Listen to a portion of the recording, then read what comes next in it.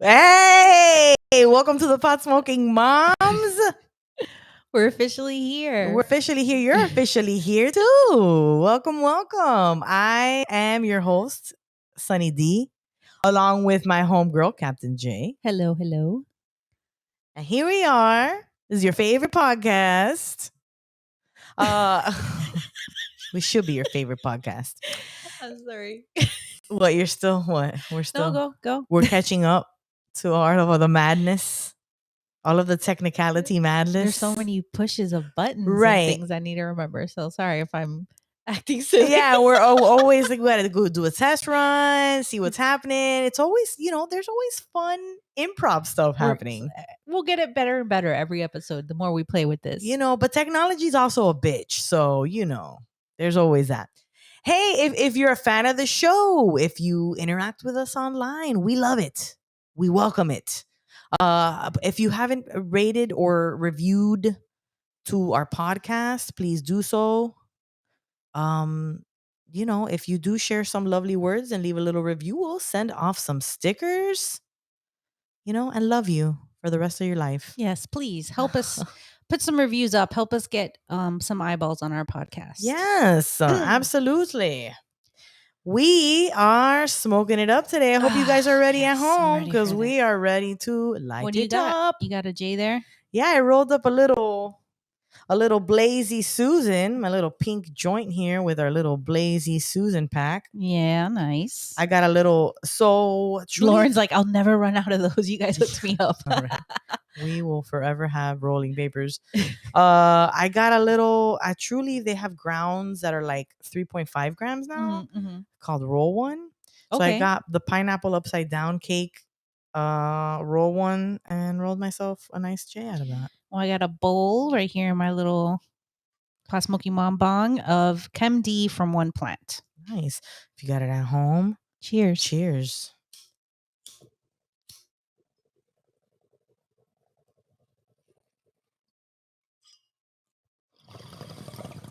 That fan is not doing this joint any favors. Yeah, but this part of my house doesn't stay cool without circulation. I know. Sometimes I'm sweating. I think I need my a second brows hit. off. I'm gonna need a second hit. Second hit. Second.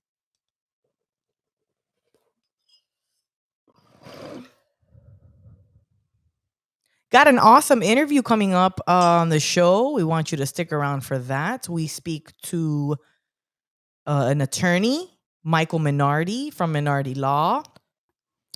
Well, he shares a lot of really interesting information with us, stuff that you guys have asked us before and that we haven't had a chance to answer until now, including if there's any workplace protections for someone who has a medical marijuana card and all that jazz. So stick around for that. Hey, we are full on video now. If you want to check out the video episodes, sign on to our Patreon. You get so many perks when you become a patron. You get discounts on events. We do all types of stuff. We got a Discord going. That's my new favorite. Yeah, Discord. We do smoke sessions on there. We used to just have our IG chat. Now our Discord channel, like, we have so many more things that we can do in there. We have different kinds of conversations and threads going. My new favorite is the Sesh With Me channel, where you just jump in there and sesh with whoever's available, if anyone's available. Yeah, and sometimes I get in there and no one's available, but it's okay. You know? But sometimes you like put the call out. Yeah. Send messages to people and then people show up. Yeah, that's the thing. When you go in, you do have to send out a message and be like, hey, I'm in here if anybody wants to chill, Otherwise, they're not going to know. It doesn't notify you when somebody jumps in, does it? I got to say, I think it was just you that notified. It was me. I sent like a at everyone message. And then we have now threads dedicated to our segments in there where we can talk about stories that we talked about on the show, or, our patrons can recommend stories for us to talk about in the show in those segments. Yeah, or if we need to elaborate on some of the stuff that we have here. Or just, share our opinions about the topic, whatever the story was about. So, yeah. So lots of fun. Hey, if you can't become a patron, you can contribute. That's okay. Rate, review, and share our podcast. And like I said earlier, we'll get a sticker out to you. And who knows? Who knows what else I'll send? Maybe I'll just show up. Maybe some Lazy Susan wraps. Probably some Lazy Susan wraps and stickers. So please hook Absolutely. us up with a review. Yo, so we got school coming up, and Yeah. I'm gonna be a first time school kid mom. What was this? A first time school aged parent. Yeah, And and she's going to school because she didn't even get to do VPK because of the pandemic. right. I kept her away from it was like, I'm home already. What the hell am I gonna do? But we're getting ready for that. We've adjusted. I think I've mentioned it in the past. We've adjusted the sleeping situation. Yeah, I know. I have a 5-year-old and a 3-year-old, and it's like such a fucking nightmare now. I was like threatening everybody. I'm gonna get a crib for everyone in this house. Everyone. So they can't get out. Yeah, I'm about to start treating them like what's the moon Knight? How he chains himself to the floor so that he won't. Oh my God, yeah. So I'll start chaining them to the bed. No, I'm not gonna do that. That's terrible. But Jesus, it's like that's every like those night. parents. Those parents that abuse their kids. They would Oh my chain their God, kids yeah. to the bed. That's why I was like, oh, that's awful, because I remember those people. Those were awful. That family. But oh my God, I don't know what to freaking do. Like every night they're scared. They want somebody to sleep with them. So we have to sleep. One of us has to sleep in their room. But how come it wasn't a problem before? I don't know. I took the younger one out of the crib, and they start sleeping in the same bed. Like it's a pull-out bed. So now they sleep in the same bed. So you would think they'd feel even safer because they're sleeping together, not more scared. Exactly. So strange. And it's giving the 3-year-old they must have seen something that scared them, and now they're scared. Or I hate to say this, they just have more freedom, and they just want to drive. I mean, at least the little one, for sure, the little one has more freedom, and I feel like she's a bad influence on the older one. I think you're right. That sounds about right. Sid was like, "Yo, yeah, you could get up and leave whenever you want. You never did. What's wrong with you?" Yes, bitch. That's what happens. Sloan, what have you been doing all these years? Yeah, girl, you should have been hooking me up. Like, you should have been. You just stay here till they open the door and get you out of bed. No, it's go time every time. So it's a nightmare because like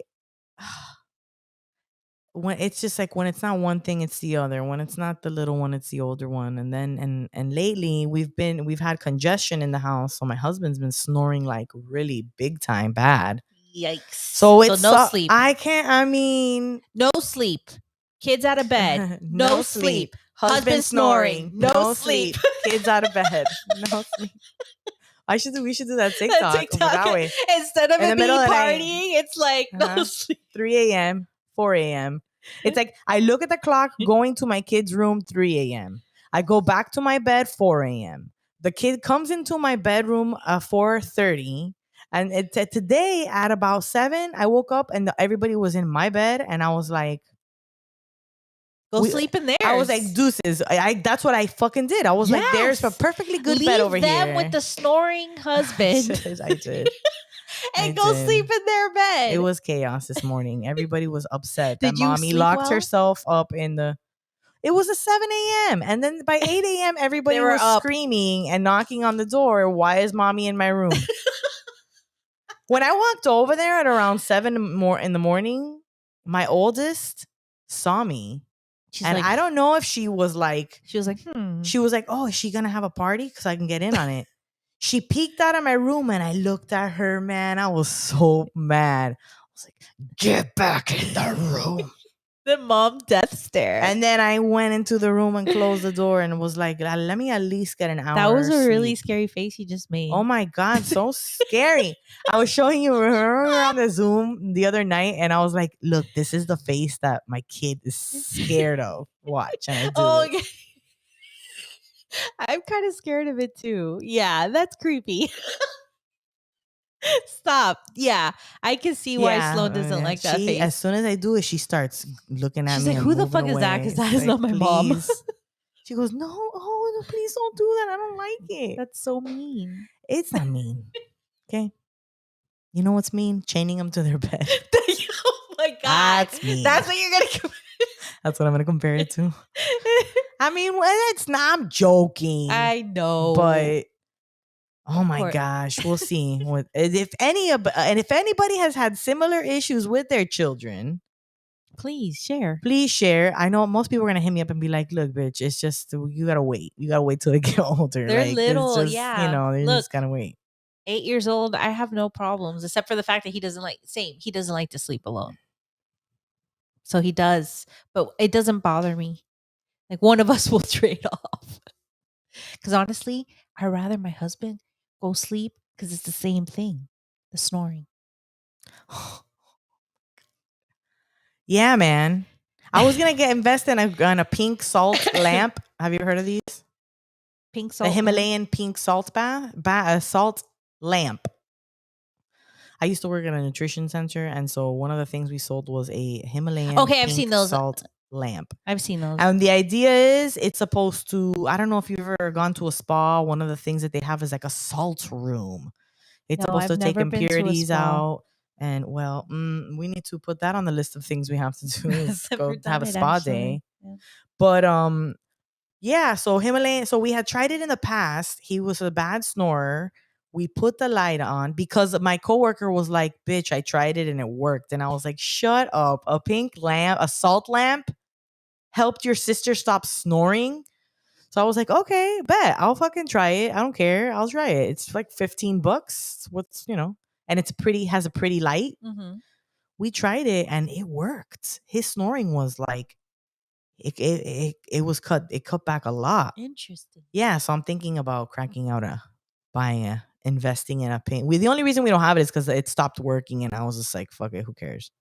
You don't snore anymore." Now Like, not sleeping, you care. oh man, so I don't know. Maybe we'll get a pink Himalayan salt lamp in the future, or chain the kids to the beds. I don't know. We'll see. I'll update you guys about that. You need to think of some kind of incentive that will keep them in their room. I feel like too, once school starts and everybody is going to have to be put on like a schedule. Strict, yeah, because people are she going needs to her not sleep before school. Yeah, I don't think they're gonna fuck around anymore. I think now it's like, "Oh, mom, we're home all day." Oh, we don't no consequences. Yeah. Now we start school. If you're fucking around and you get to school and you're tired as hell, you're not gonna have a good day. What time do they normally wake up?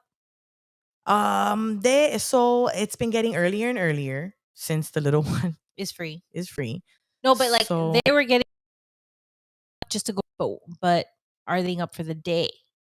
So around 7:30, the little one 7:30, and Sloan could sleep till 9. Yeah, as they get older, But sleep more. so we'll see how that works out. I hope everybody's Good luck. Yeah, everybody, good luck with all I the have kids to getting switch school, mine too. back to a normal sleep schedule because, like, during summer we're like Party time. Yeah, we're like you can stay up late. We let him stay up late as long as he wanted. Obviously, we would be like, okay, it's like midnight. Let's get ready for bed. Right. But we didn't like, oh, you have to be in bed like his normal bedtime. Like, do we do during the school year? So now we got to get him back on schedule. He's not ready for it. He does not want school to come back. He's like, why? Yeah, I bet. I'm trying to talk to mine. I'm like, "Oh, when school comes in, we gotta go on. Try to get her, like, prepare her." My husband's like, "Oh, you're not gonna wait till the last day to start getting them up," and I'm like, "No, bro, they're already starting to get up early. Like this week, we're gonna start getting up early." Got to get ready. Start the routine. I would start it before you actually have school starting. Yeah, this week. We're gonna start getting up early and doing When things. When does school start in Broward? Next week, not this week, but next one. On the 17th? Tuesday. Ours is Wednesday, the 17th. So Yeah, weird. start in the middle of the day. I was like, why is it week. in the Wednesday? Normally, the Monday is on a Tuesday. Not it's Yeah, so like a planning. I think it's just for the teachers to like get ready. Yeah. They're Brace already yourself, they're already you going know? back starting the end of next week Yeah. or sooner if they're newer teachers. All right, everyone ready for?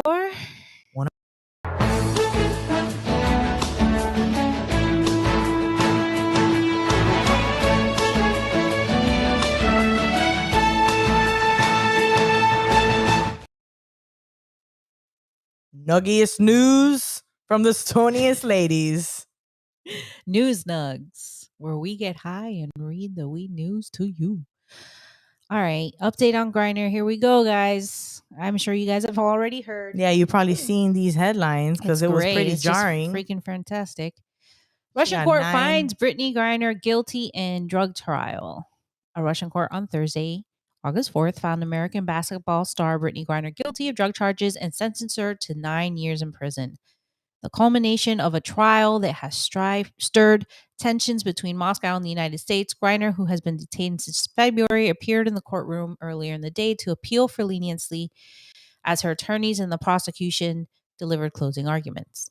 The Russian prosecutor asked the judge presiding over the case to sentence Griner to 9.5 years.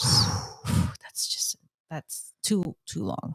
The guilty verdict, which was handed down after around 11 a.m. on the East Coast in the United States, was widely expected and puts Griner's fate subject to diplomatic bargaining between Russia and the United States, as the New York Times put it. In recent days, Russian and U.S. officials have been discussing a potential prisoner exchange involving Griner and Viktor Bout, a Russian arms dealer currently serving a 25-year prison sentence in the United States.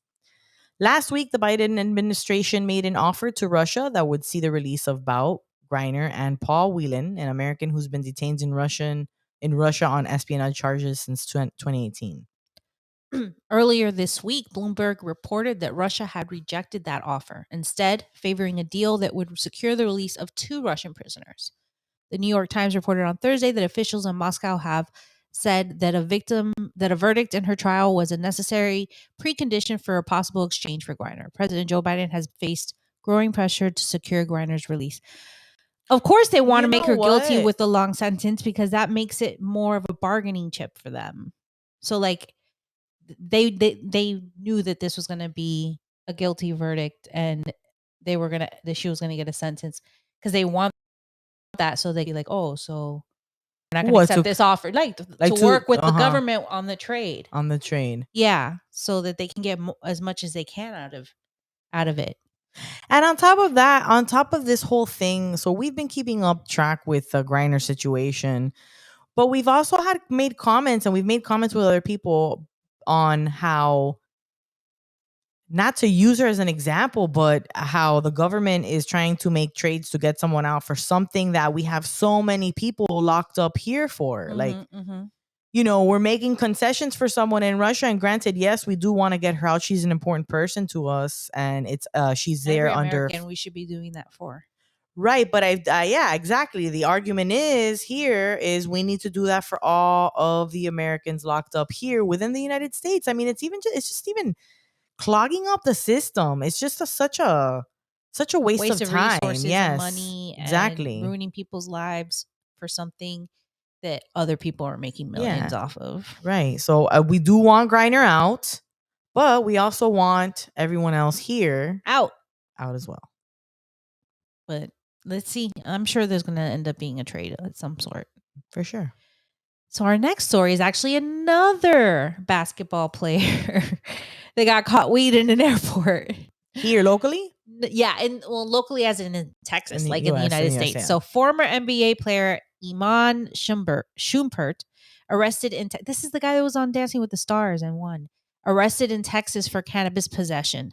The list of celebrities and famous athletes who are caught in possession of cannabis at airports or while abroad continues to expand, this time with a former NBA player. He's known for playing on teams such as the New York Knicks, Cleveland Cavaliers, Sacramento Kings, Houston Rockets, and Brooklyn Nets, and also the Dancing with the Stars season 30 champion. He was arrested for cannabis possession last week while traveling. 6.2. That's I mean, like, to be traveling. That's Bro, like a lot. I don't know what he was thinking traveling with that much. 6.2 ounces. He was in possession of 6.2 ounces in his luggage. That's on July 30th while going through security at Dallas Fort Worth. That's more than we can have in a month, bitch. Like, that's more than we can have in a month here. Was he like rolling with everybody's stash? Like, did he have an entourage? I don't know. Like, why is he traveling to New York with 6.2 ounces of cannabis? Now, I'm not saying that it's okay that he's arrested, but I just don't understand the reasoning why you would travel with that much on an airplane. That is a sizable amount of marijuana. Into a state that is not legal. You know what I mean? Like, yeah. No, I mean, the bottom line is it's not, you're not supposed to be traveling with that. No. And the fact that you're They look getting the other you're way, trying but you like think to get away on maybe if you had a baggie, a not joint, like a couple joints, a a vape. nug or whatever, Bro, a vape but pen. 6.2 ounces, like I said, that's more like, than what we're allowed in a month here medically. I'm So, sure they consider that like intent to distribute or some yeah, shit. absolutely. So he was on his way to Los Angeles. So I guess he thought it was okay because in LA it's not a big deal. But you're not but supposed he to was be on an traveling airplane. from Texas, though. Going through security on his way to LA. Yeah. So the Dallas airport said that it was a sizable of marijuana. Yeah, Well, I would say it is kind of a sizable amount of marijuana. The police also reported that he had a Glock magazine with 14 9mm rounds, but no firearm. So I guess just the magazine that goes in it, even though he wasn't charged with having that. Right, but that's kind of strange to just have that. What is that? What do you do with that? You throw the bullets at people? Like, what do you? I don't understand. I don't know either. Yeah. The police report stated that Schumpert told officers that he had cannabis in his bag and asked if there was any way he could make his flight. He like so he could arrive on like, time and pick up one of his daughters. It's like, look, I know I trespassed and I broke the law by a lot of ounces of marijuana. But I gotta go pick up my kid. Is it cool if I just? However, police told him no and arrested him for felony possession instead. In Texas, recreational cannabis is illegal and medical cannabis is only permitted under specific circumstances. Currently, possession of more than 4 ounces but less than 5 pounds of cannabis in a state is a state jail felony. If Schumpert is convicted, the charge could net him up to 2 years in imprisonment and up to a $10,000 fine. Damn. It's a cautionary tale for anyone planning to travel with cannabis, especially 6.2 ounces. I mean, and I'm sure it's all cannabis he probably and Elijah, says that he purchased legally. He was like, I know. Like, guys, I know this is weird. I know this is illegal, but can I just go pick up my daughter? I shouldn't be can we just be done with this? I know, man. I shouldn't be traveling with this, but perhaps you could allow me to go take care of some stuff real quick. Oh, you guys can't see the pillow. We have like a weed bag. The biggest bag of weed. The biggest. Okay. It's a cautionary tale for anyone planning to travel with cannabis. Many airports in legal states have loosened restrictions for cannabis possession. Earlier this year in Canada, one airport was considering allowing a cannabis dispensary on site. Canada's just like, we need dispensaries everywhere. College campuses, on airport, in the airport. Smoke weed every day, everywhere. Every day, everywhere, any way you can. Oh my Jesus. That's why we're like, Canada sounds better and better Canada. every day. Airports in Chicago installed cannabis amnesty boxes in 2020 for travelers to drop their cannabis in prior to their flights. In 2018, Los Angeles International Airport changed its policy to allow cannabis possession at the airport, but not on an actual flight. What? So you could have it at the airport, but not on the flight. Yeah. Well, I mean, rules in the air are because you're going to be crossing state lines, so they can't.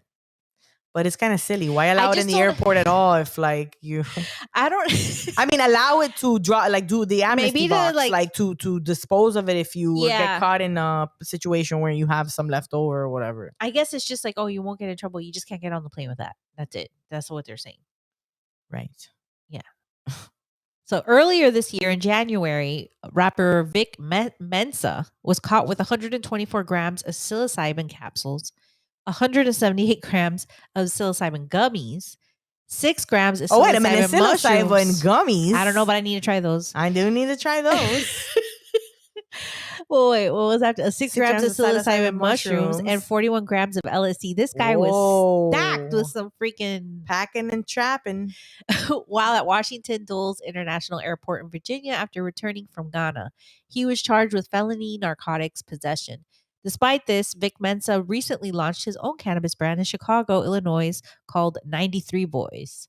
Traveling with cannabis abroad has proven to be dangerous, such as the cases of the WNBA athlete Brittany Griner. So, moral of the story is, don't travel with shitloads of drugs. Like, Yeah, like, even you if know, you bought it legally, you know, and like, I would say tone it down a I little wonder bit. what's gonna happen with his case. That's a lot of weed, bro. I mean, I would like to see what the outcome is. That's a lot of freaking weed Yeah, I to know.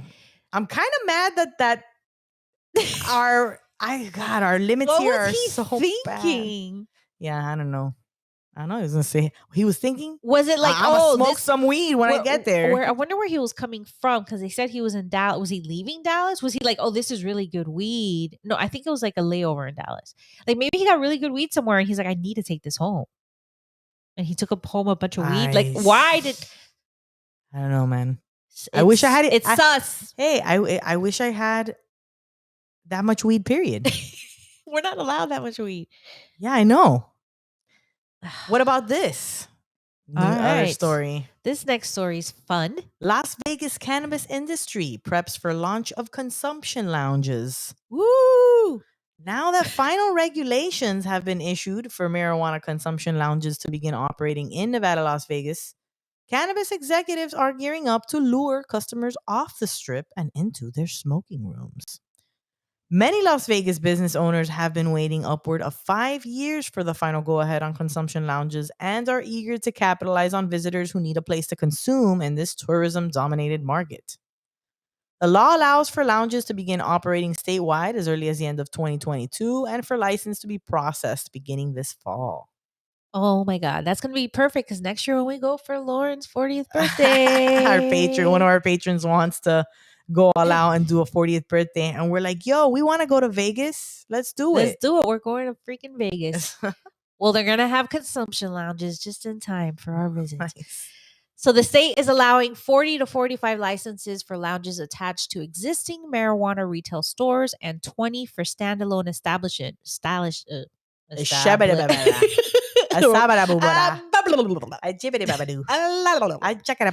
Sorry, guys. Establishments, including 10 with sharply discounted fees reserved for social equity applicants. An estimated 60 to 65 existing retailers have expressed interest in opening consumption lounges. I bet. Consumption lounge hopefuls have begun to implement their own unique strategies for making profits in an untested market, a select few of which include focusing on comfortable, calm space to provide an alternative to the nightclub atmosphere of the strip. Ooh, I like that. that sounds good. Yeah, that sounds up our stoner alley. Yeah. Converting an existing restaurant to include the option of infuse your own food. Ooh, okay, interesting. Yes, love it. Using a consumption lounge to drive traffic into nearby businesses. Cannabis tourism is massive, said Christopher Laporte, founder of cannabis hospitality company Reset Vegas. We can really envision a cannabis tourism destination spot. Yes, cannabis consumers want tourism. Yes. I don't know. Customer experience. I was gonna say kill it. Oh, Customer experience. Many in the Nevada cannabis sector are hoping to throw their hats in the consumption lounge ring, including Planet 13, a massive dispensary and entertainment center located near the strip. Can I say this? First of all, my friend sent me pictures of this Planet 13. It's like, I don't know, it's geared toward touristy. So it's like it's the biggest, supposed to be the biggest dispensary. It's huge, okay. right? I was looking at the OMMU today, and they are on it here locally, but they don't have anything specific yet. They don't have anything open yet. They don't have any locations. Right, or like they don't even have the specifics like all the other. They're not growing or doing anything in this state. Yeah, but they're there. So I feel like eventually they're putting their foot in for when it does go recreational. Mm-hmm. They're gonna have, because it's so touristy, and like what better place to open a Planet 13 than in Miami? Yep. Just saying. Company plans to combine the consumption lounge with a restaurant experience. Ooh. We serve regular food and you infuse your own food, said Larry Scheffler, co-CEO of Planet 13 Holdings.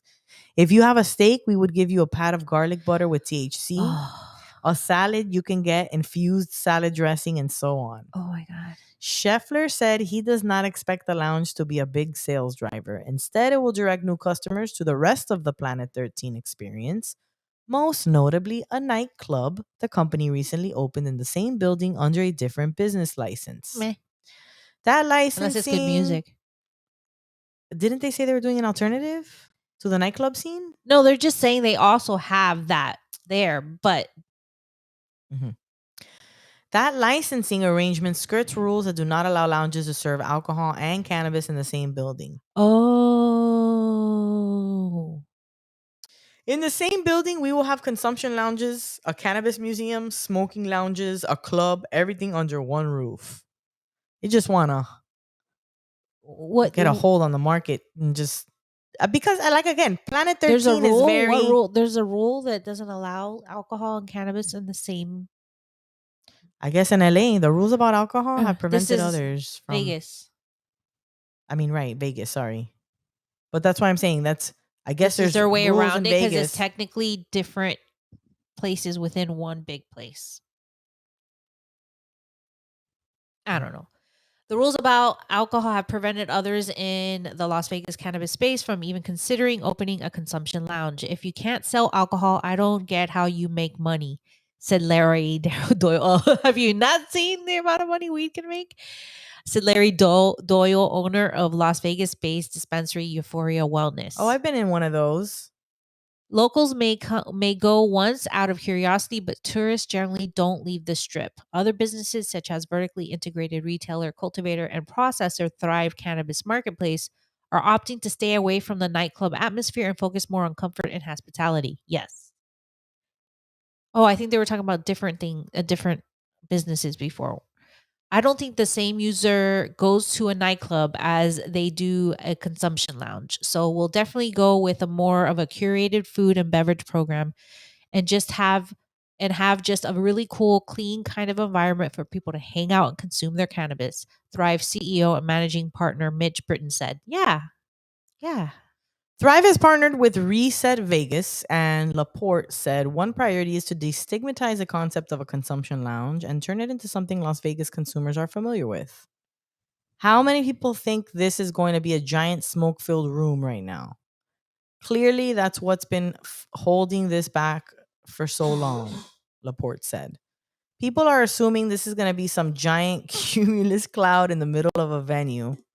No, this is going to be a Vegas food and beverage experience. I can't tell you how many times I've had to say this. This isn't going to be an opium den. Laporte also believes consumer education will be a key strategy to remain successful as a consumption lounge. Another key component, a really good air filter, specifically an HVAC system. Yeah, that's important." If you look at a casino floor today, it smells like something nice. Why is that? There are plenty of people smoking cigarettes in there, Laporte said, indicating that with new developments in air filters, the average consumer would not notice any smoke in the room. It's true. If you have the right things, in a casino, it's not like super smoky if it's a good casino. So jumping through hoops, it might be a challenging few quarters for businesses that want to open a consumption lounge because of red tape at the state level, not to mention potential insurance qualms.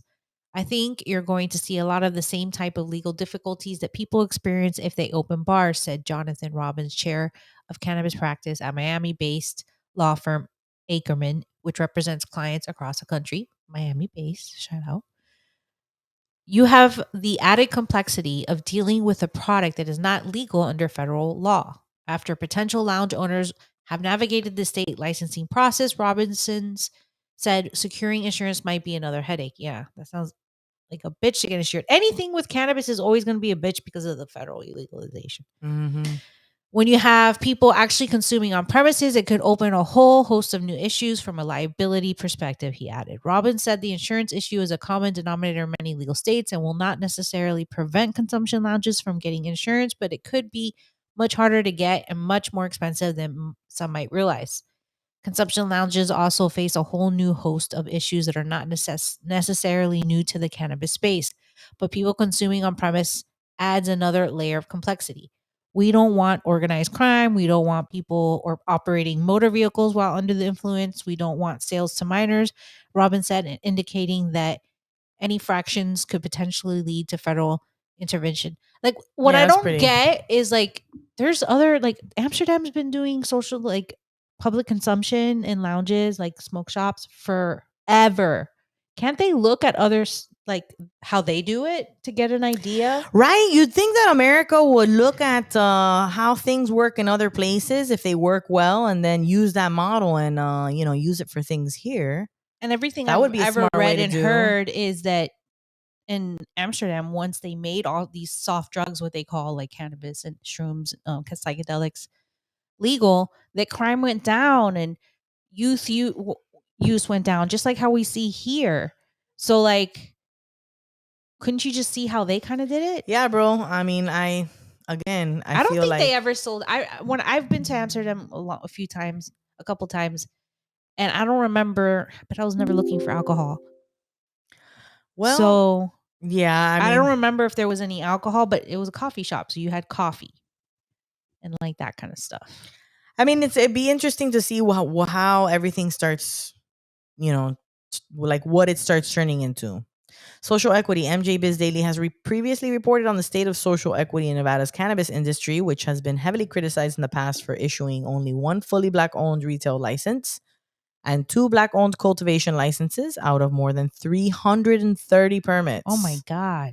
However, Nevada state legislators went to great lengths to include language in the regulations with regard to diversity and inclusion.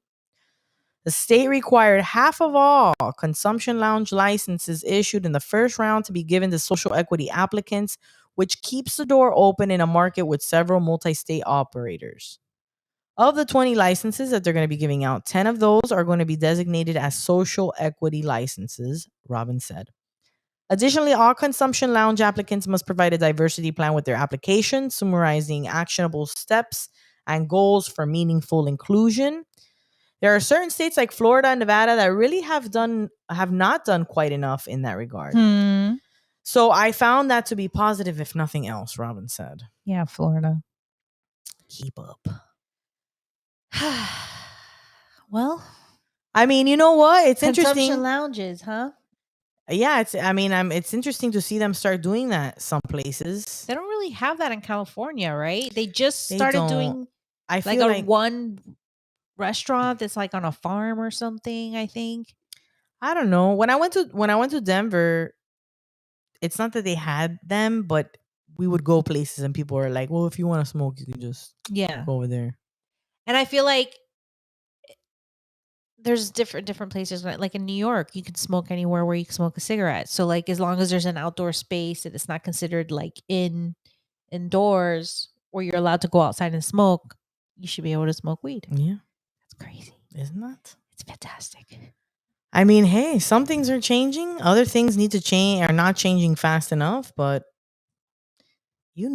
I mean, little by little, right? And it's interesting to see. I'd like to see what the after they do start the consumption lounges, like what they report back with, what their findings are, because also too, profit wise, right? Yeah. Because these guys says we're really centering our focus around food and stuff, but I don't know. You can only sell so much of that. Well, it So maybe, I mean, if they're saying some of them are going to be attached to the dispensary, so you like would buy your product and then go sit in the lounge. I feel and like that's really the consume. only place the only way lounges would work. There's one, Arise has one out in Chicago, in Illinois, and they're like a consumption lounge slash dispensary. I think it works that way. Yeah. Because you're making profit off of the weed, and then you're saying, hey, if you want a Hang safe out. space to hang out and Have some here you go. coffee. Yes. All right. On to I love you, Miami!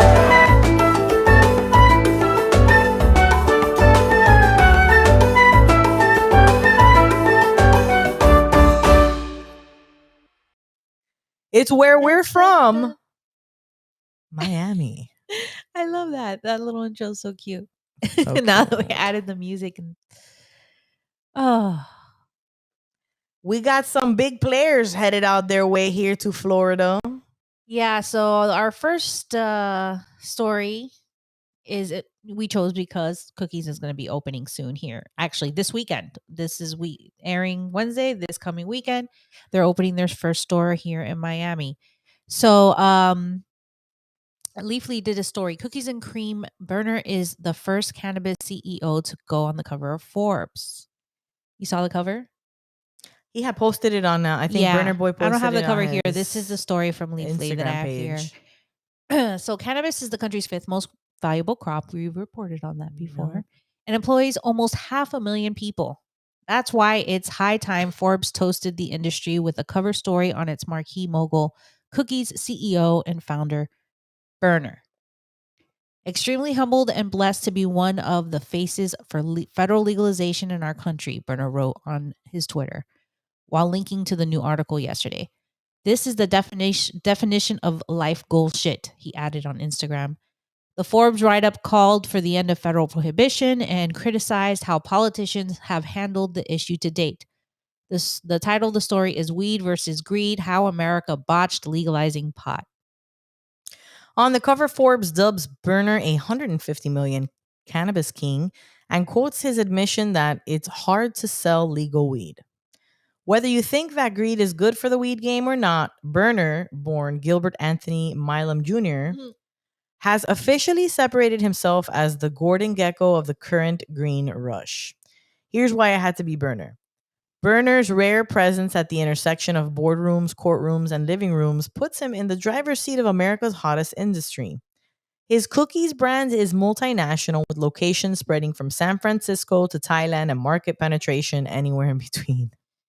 Everywhere in between. Yeah, market penetration everywhere. Market penetration. He's penetrating that market, all right. We're so childish. He could have cashed out years ago if money were his only motive. Instead, he's kept control of his operation and used it to empower others while pushing the limits of the industry at every turn. His family tree includes Young LB, chief marketer of Leafly 2020 strain of the year Runts. Oh yeah. Wiz Khalifa, whose Khalifa Kush brand was originally backed by Berner, and NYC legacy operator Branson, who is currently working with Berner to get licensed in the Big Apple. But he's not just paying dues or helping his homies with ventures. I don't know why that was funny. With ventures like Cookies U and partnerships with legacy operators around the country, Berner is planting seeds that should yield huge returns for decades to come, whether the feds take Forbes' advice and end prohibition or not. The recession-proof plan. As we enter recession territory, the Forbes endorsement shows that weed is one of the world's fastest-growing industries. After a decade of limited legal markets and decades more of underground activity, many major corporations are no longer ashamed to embrace or exploit cannabis publicly. Yet, there are still many lobbying against legalization behind the scenes. Legal cannabis sales in the US total $25 billion in 2021, even with a huge illicit market, and even bigger margins are expected by the end of 2022. The anecdotal proof is in the cookies. Rise from a collective of Bay Area breeders to an institution of the culture. Along the way, the teams adapted to both written and unwritten laws that have evolved to govern the current market. To learn how to lead change, Berner wore many hats over the years, from clothing designer to independent artist to employee at dispensaries during early days of medical marijuana. He stayed close to the plant and now is paying off in more ways than even Forbes can count. Why are you cracking up? It's in the cookies. I don't know. I'm It's a high, saying. bro. Okay. It's a saying. I'm gonna get more It's high. Let me only light up my up joint. from here. Cookies was also named by Ad Age as one of 2021's hottest brands in any industry, the first cannabis brand to make the list. But 2022 has arguably been arguably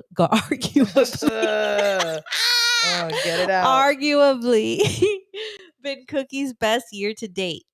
Damn, really? Your best year to date? And we're not even done with the year. Later this month, Cookies Thailand will open their first store in Asia. What? And in June, the brand opened a 10,000 square foot pharmacy in Beersheba, Israel. Israel, yeah. Wow. After launching products in 2 New Jersey dispensaries, a Florida location is in the works as well. It's actually opening this weekend. Saturday. And many cookie strands are now available in Missouri. What's up, Missouri? But Berner's biggest win this year was over colon cancer. He was diagnosed last fall, but has since shared that he's in remission and stated he wants to raise cancer awareness while making medical resources more accessible. So he comes to a medical state. Yeah, which we've talked about with something that we talked about with Minardi, with the lawyer, is like federal prohibition needs to end, especially when you have recreational markets meeting medical markets, because it is like, okay, let's take for example if you guys have gone to the Cookies Instagram, the Cookies Florida Instagram page, okay, they have been campaigning for people to get their cards. And I believe it's been specifically because people are so used to them being recreational that they need to Remind people. to tell to in order to come buy our product, you need a card. You need a card. And we have their post up. We actually one of our patrons actually brought this up on a sesh this morning in our Discord channel. She was like, "Oh, I was looking at the list because she's considering getting her card." Right, we've been, there's a couple people we've been trying to be like, "Come on, get your card." She said she was looking at the list. The qualifications that Cookies posted. Yeah, like the qualifying conditions that right, you can here it is. get the it's card up here. for. We're showing it for everybody what the post is. But she's like, I noticed that there was one on there that was like cannabis use disorder, and I was like, one of the qualifications. And I was like, cannabis use disorder. And she's like, how can that qualify you for a medical card? Like, I don't understand. So I was like, it can't be like what we think it is, which is like being addicted to cannabis. It has to be like, oh, you're not something else, right? No. Cannabis use disorder. It says here, some people who use marijuana develop marijuana use disorder, meaning that they are unable to stop using marijuana even though it's causing health and social problems in their lives. One study estimated that approximately 3 in 10 people who use marijuana have marijuana use disorder. And, she was joking on the call this morning, like, oh, that's all of us right here. Yeah. I just can't go anywhere without smoking weed. Someone. So why would why would they recommend somebody that has this problem to get a medical marijuana card? So I was like, this list doesn't seem right to me. And somebody even commented on the post, chronic pain I heard is no longer qualifying. He mentions because they have that on there. I heard, and cannabis use disorder. No doctor in their right mind would prescribe you a card for a drug you struggle with. Yeah. Yeah, that sounded very, very wrong to us. So hopefully someone over at Cookies, because we were like, well, where did they get this list from? Because maybe they had it confused with like a California market or something, this list is long. Like, yeah, they got a lot. 2 pages. They got 2 swipies with all full of all kinds of different. Obesity is one of them on here, right? And how does that work? How does obesity? How can you qualify for? I don't card think with that obesity? qualifies here in this state. No. Like, I don't know. Like, some of these we have migraines, migraine headaches. So we went to the OMMU website to get their actual list, right? To kind of look and confirm what's what. Yeah. So, the list is a lot shorter than what they have. And it's just cancer, epilepsy, glaucoma, HIV/AIDS, post-traumatic stress disorder, PTSD, ALS, Crohn's disease, Parkinson's disease, and MS, right? Because remember, I was like, oh, so we were also talking about how to get your card. Basically, you have to have any documents proving, like we know someone who has Crohn's. So if you've been diagnosed with Crohn's, you can bring your documents saying that to an MMJ clinic. Bam, you're good to go. But the Crohn's wasn't even on the Cookies post. I didn't see Crohn's on theirs. It wasn't on the Cookies post. Strange. But it's a much shorter list. So you're like, okay. Right. But it does say medical conditions of the same kind or class as or to the others listed also qualify. So if there's something similar, so like I think maybe that's why they have anxiety listed, like PTSD, I guess you can kind of get anxiety, Right. like, under there, but it says a terminal condition diagnosed by a physician other than the qualified physician issuing the physician certification. Yeah. And chronic non Malignant. Pain caused by I can't read qualifying medical words. condition or that originates from a qualifying medical condition and persists beyond the usual course of that qualifying medical condition. So I guess some of the things that they're listing are like things that come from one of those qualifying medical conditions. You know, Yeah. I don't know, but the list seems very Sus, sus. as they would say. But Seems a little sus. it is opening this weekend, and if But you do hey, want to yeah. get some cookies, you best get your card because it's the only way you're going to get it in Florida. Yeah. So if you need your card, hit us up and we'll connect you with the prior resources to help take care of that for you. Yeah. And we have a couple of things coming up that you would need your medical card for. So that would also be a motivation for you to get your card. I mean, here, if you're here in Florida, anyways. But yes. I never did it. Huh? I forgot to put the I love you Miami caption up. Oh, It's okay. all part of the process. Hey guys, thank you so much for staying with us so far. Today's been a pretty long episode. However, this next interview was so great. I mean, we have so much information given to us by Minardi, by Michael Minardi. I mean, it was just such a great interview, and here it is for you to listen and enjoy. Thanks so much for joining us, though. We really appreciate you taking the time to talk to us. We've been wanting to talk to a lawyer in the cannabis realm for a really long time. We have a couple questions too that we've been wanting to ask in regards to parenting and cannabis. But before we get into all that, tell us a little bit about yourself. So thank you very much for having me. A pleasure to be finally doing this. I feel like we planned it like 3 months ago, right? Yeah. When we met at the fest, right? Yeah. Great seeing you guys around and everything. And anything I can do to help you guys, I'd be more than happy to.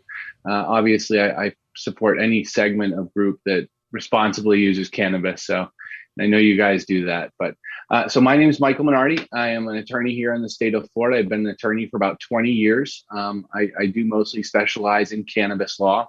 It's really why I became an attorney. I had a bumper sticker. It said, "Stay in school, learn the system, then change it." And that really all started with reading Jack Herer's book, The Emperor Wears No Clothes, when I was in high school. It just opened my eyes to so many things. And then as well, the movie American Made is made out based on it, but watching C-SPAN and the congressional hearings on like the Nicaragua Contra issues and stuff like that, and all the corruption that was in government, it just kind of spawned a lifelong desire to get into the law and then to be able to try to make and change the laws, really for the hemp plant originally. And then obviously as all the medical benefits and things of cannabis came along, it obviously morphed into that as well. Just the absurdity of it being illegal. So, today I'm also, in addition to the law firm, I am running for office, Florida House of Representatives. I've done advocacy work for the past 20 years in the cannabis industry. And I think more than anything, we need someone up in Tallahassee that believes in this plant, knows this plant, can educate everyone else on this plant, and has a real understanding of the patients, what they need, and their desires and needs, really. I know a lot of our legislators don't realize that, whether or not it be strain issues or product issues or method of ingestion issues, people have to have all options to all aspects. So, that's basically what I do. We also run a nonprofit, Chicana Foundation. We do retreats and health and wellness education and stuff like that. I really like to give back and to help the community as much as possible. We've done a couple hundred expungements and sealings for people, to be able to clear their records so that they can get jobs and housing. And it's really amazing the effect that even misdemeanor cannabis charges can have on some people still in this day and age. So, that's what we're doing, and we're really, just focused on continuing to push patients' rights. As a law firm, we have multiple different lawsuits right now challenging the employment issues here in the state of Florida. That's probably a big question you guys have. Yes. We get it a lot. So we have a Department of Corrections worker, and we just filed a brief with the First District Court of Appeal. But just saying that, hey, listen, you can't exclude him as a patient.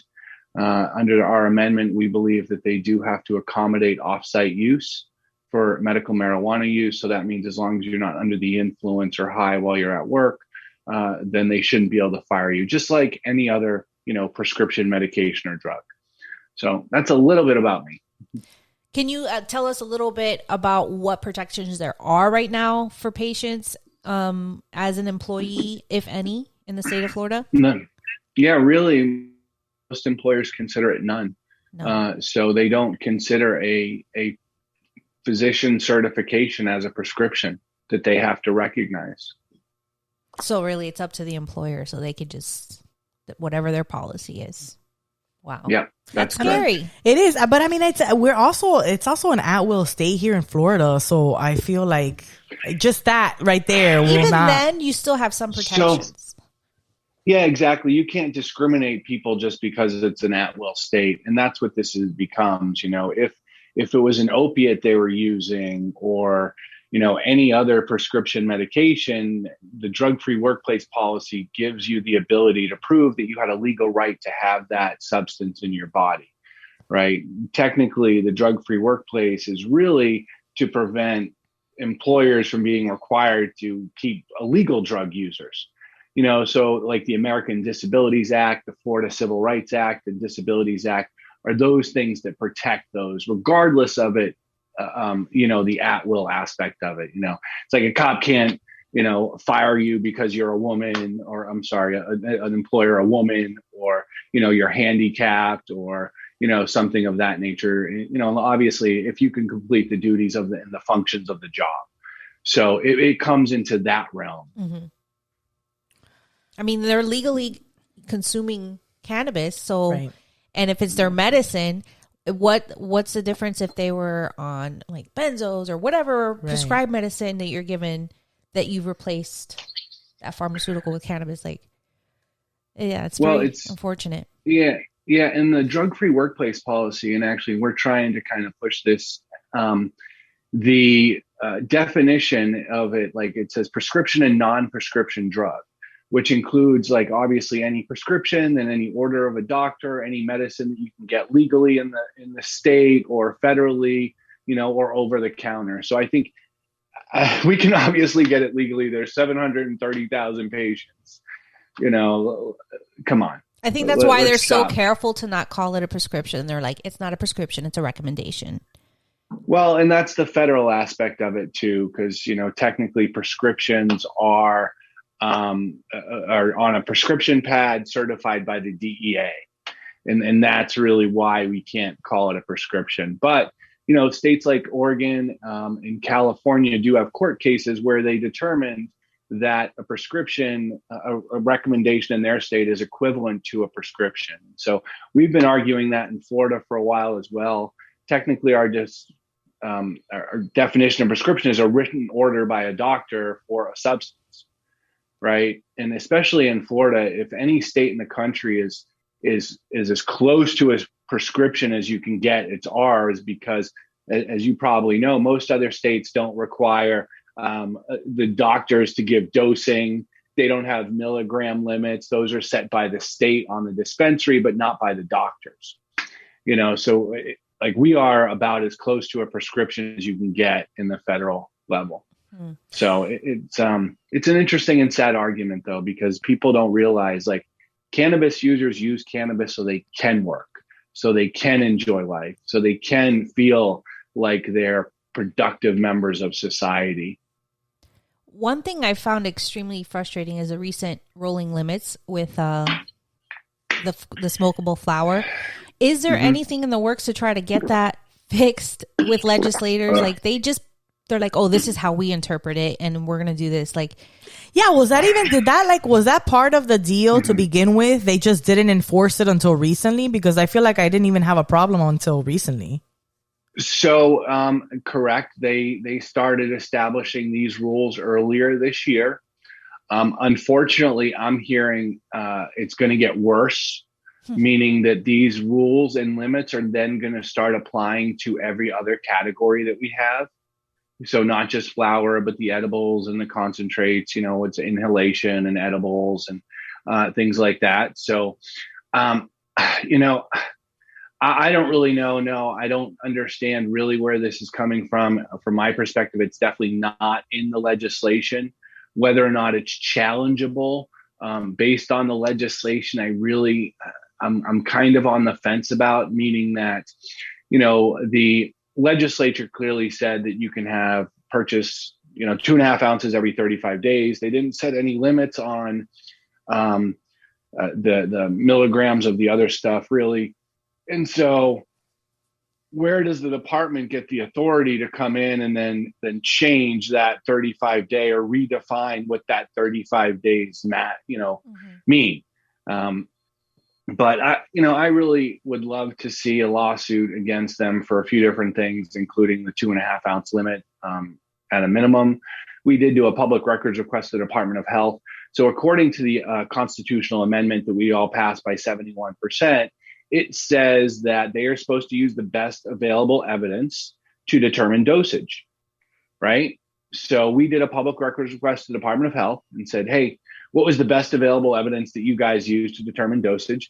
And they said, none. The legislature told us this was the limit. And so, and oh, we hell know. No. Exactly. So, we know for a fact, at least as far as my understanding, and I'm sure, and we haven't necessarily done it because that's an expense and a cost, that it's hard to cover all these things from the firm, but a public records request to the legislature as to where and how they determine this 2.5 ounce limit. Rumor mill is it was just, pulled out of the air. Like, hey, we need a limit. How about 2.5 ounces? Which is 2 grams a day. And I think anybody who uses flower as their mode of medication, it's extremely and ridiculously small. I think it's crazy that we recommend and allow less than the federal patient receives. So their prescription is 10 to 12 joints a day. Yeah, because there are a few federal patients that get joints sent to them. Wait, what? This is the first time I hear of this. I've never heard of this. Oh, I heard about it on So Bean's who's book. a federal patient? So there's 2 of them. I believe still alive, only 2 of them. It was in the early 80s. And it was really, the same thing as to how this whole movement got started was the AIDS movement. A lot of people don't know that, but Dennis Perron was an LGBTQ activist out in California in the 80s. And he was huge push behind medical marijuana out there, centered around the AIDS wasting syndrome issue, which is one of the best things that we have as evidence for is the cannabis's medical benefits. So the federal government had a program that there were originally, I believe, 13 people that had gotten it. There are 2 still alive. One of them lives in Fort Lauderdale, Irvin Rosenfeld, and the other one is in Oregon, LV Musiki. Both of them have spent time. LV Musiki actually won a case here, medical necessity defense case here in the early 80s, or actually 90s. For using it. She has glaucoma. Irvin Rosenfeld has a rare bone disorder. But so since for the past, 30 years, since I think early mid 80s, early 90s, they've been getting 300 joints every 28 days rolled in a tin can. And I can show you grown the tin by can the Mississippi and like where they, the only place they allowed the growing of medicinal marijuana. Correct. And he gets it every 28 days, and it's 3/4 pound a month. And yet it's federally illegal. But so, I think at a minimum, we should look at that as a basis as to what a patient should be able to use, right? for a reasonable amount. Yeah. Not just the number they came out of their butt. Yeah, and they also, I know that the amendment does require or permit doctors to recommend more than the limit provided by the department. But as my understanding, that there's no mechanism for a doctor to do that, no form for them to fill out, nothing for them to be able to enter that into the system, so someone could get more than 2.5 ounces. So they don't. So these are all kind of like my side projects that I think about all the time. Those are all very important things as patients in Florida. Like, how do we go? Go ahead. Yeah, I was going to say the other big thing we're dealing with is not in your container. So, if you buy your cannabis and you don't keep it in your container, and this is potentially in your home as well, that you could be arrested for it. In your home? Like if you put it in a glass jar because you want to put it like in a sealable glass jar. What if you remove the sticker? As long as you have whatever came with that, but you can't, but you have to carry it with you everywhere you go if you have it in a separate container, but it has to be. But he's just saying you shouldn't have it in a separate container. You need to have it in the original packaging. So we have a couple cases. One of them just came in out of northern Florida. He had made different products, done his pre-roll, got his flower, rolled it himself, and had containers. He was arrested for it. In most agencies, so our Florida statute does state that you really are required to have it in the container at all times. We have a case in Hillsborough, which seemingly they're potentially going to dismiss. But they came in, it was like a call for a home invasion, and this stupid stuff happens all the time. Like you're being violated, your rights are being violated, and you call the police to come protect you, and they come in and they see cannabis, and now you're the target. They don't even care about the other incident. So that happened. They came in, they see paraphernalia, which is, again, it's legal for a patient to have. Then they saw jars of cannabis. They were like, oh my God, it looked like a lot. And I think one of them had like 2 ounces. The other one may have had 3.5 or something. They made it sound like it was like pounds, not the legal amount a patient could have. Both of them were within those legal limits of the 4 ounces, but they weren't in the jars. So they got a search warrant for it, and the state's prosecuting it, and they are under the position based on the amendment that it is required to be in the container. We have filed motions to dismiss and will continue to fight it. So they used to try to do that with prescription pills. But the courts have determined that was unconstitutional because people should be able to, it's their medicine, they can legally have it. If you want to put it in your certain dosing, if you want to exactly use it in different formats. So technically you can't make your own edibles out of your flower and leave it in your fridge or whatever. If the cops came in and would know it was edibles, that would technically be illegal for you to possess. That's absurdity, right? That's ridiculous. Right. Even though you used your own medicine to make it, you have to buy it in edible form. You can't make your own edible with your own medicine.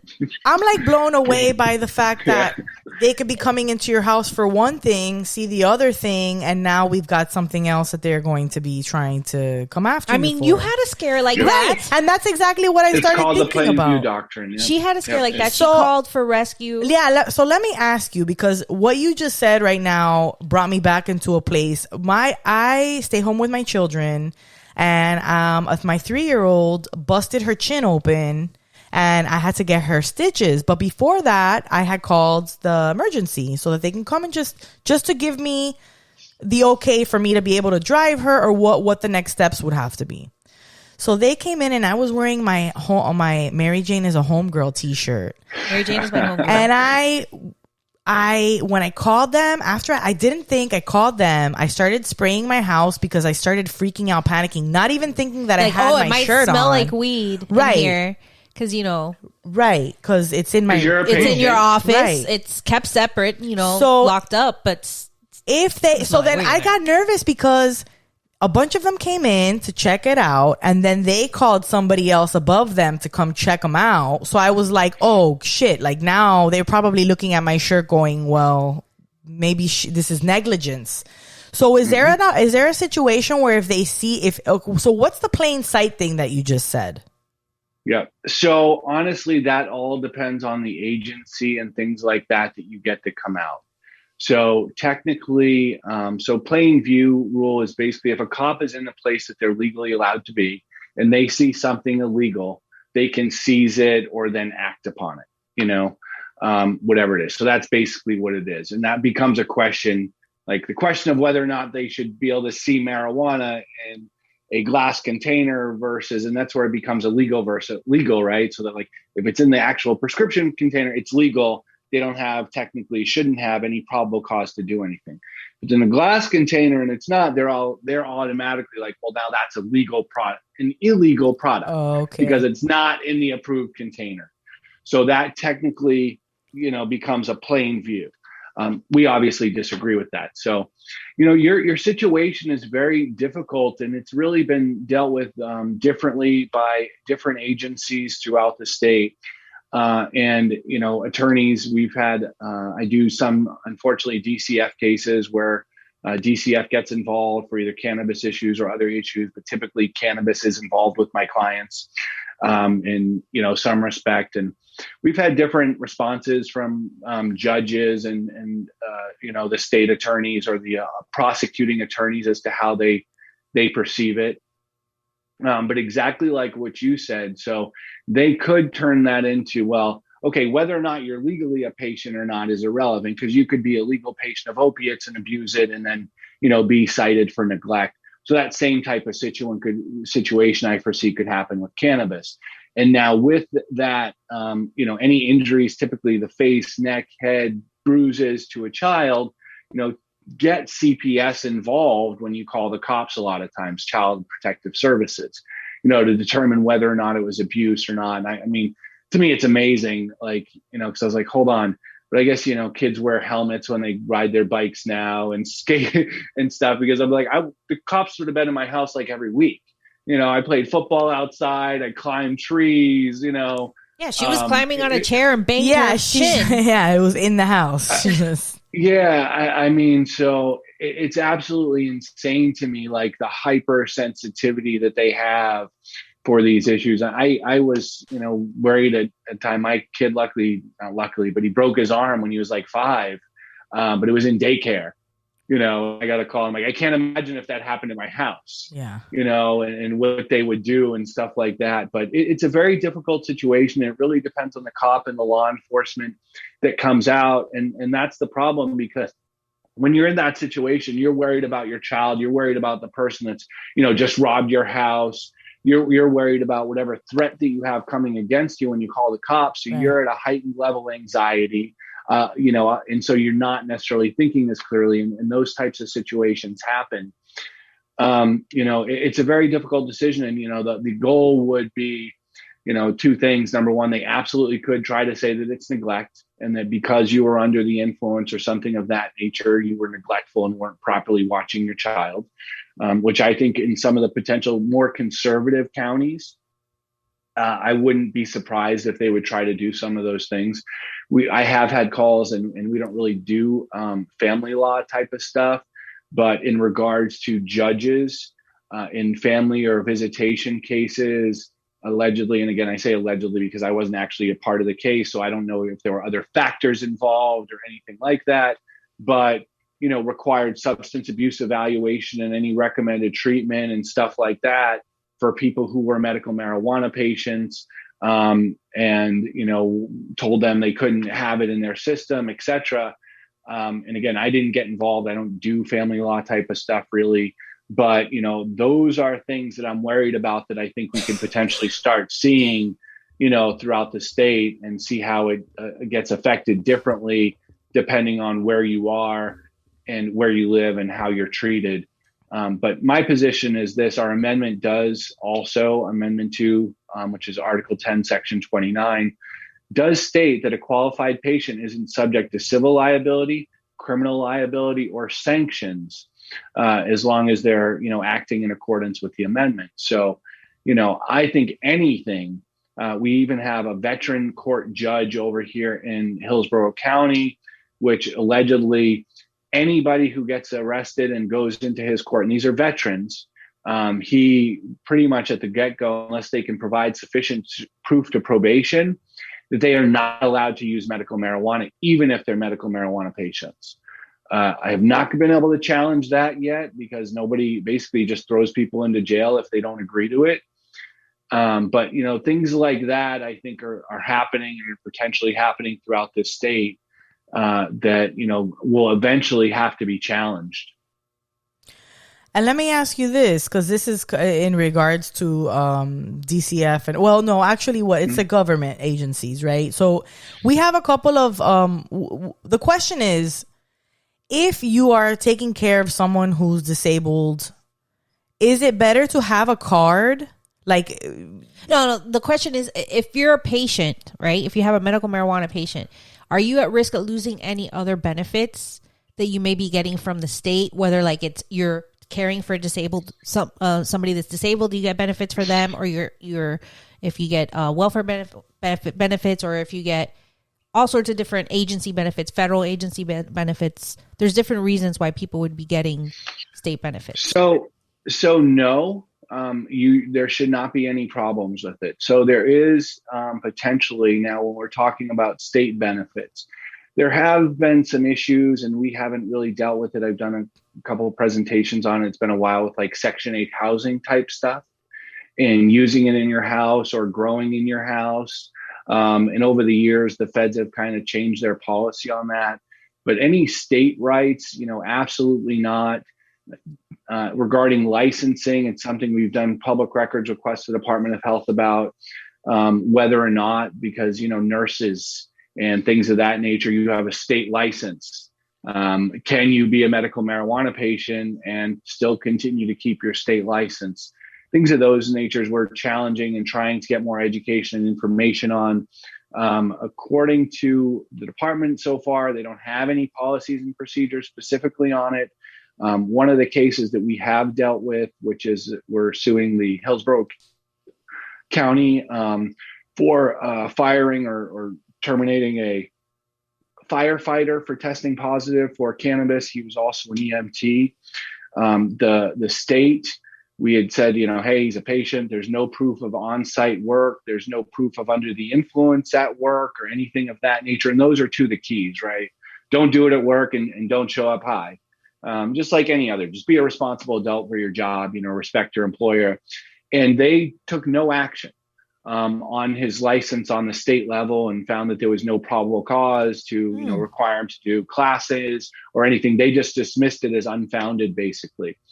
So I don't know, and I can't, and so far we haven't been able to determine whether or not there's a policy that they have on that, or that's going to be something individually determined on a per person basis. But that's something as well. I'm trying to get more information in public records from the department on, any policies, procedures, written or unwritten, that they may have on the issue. And it's a way that we can do things. A lot of these I do, are,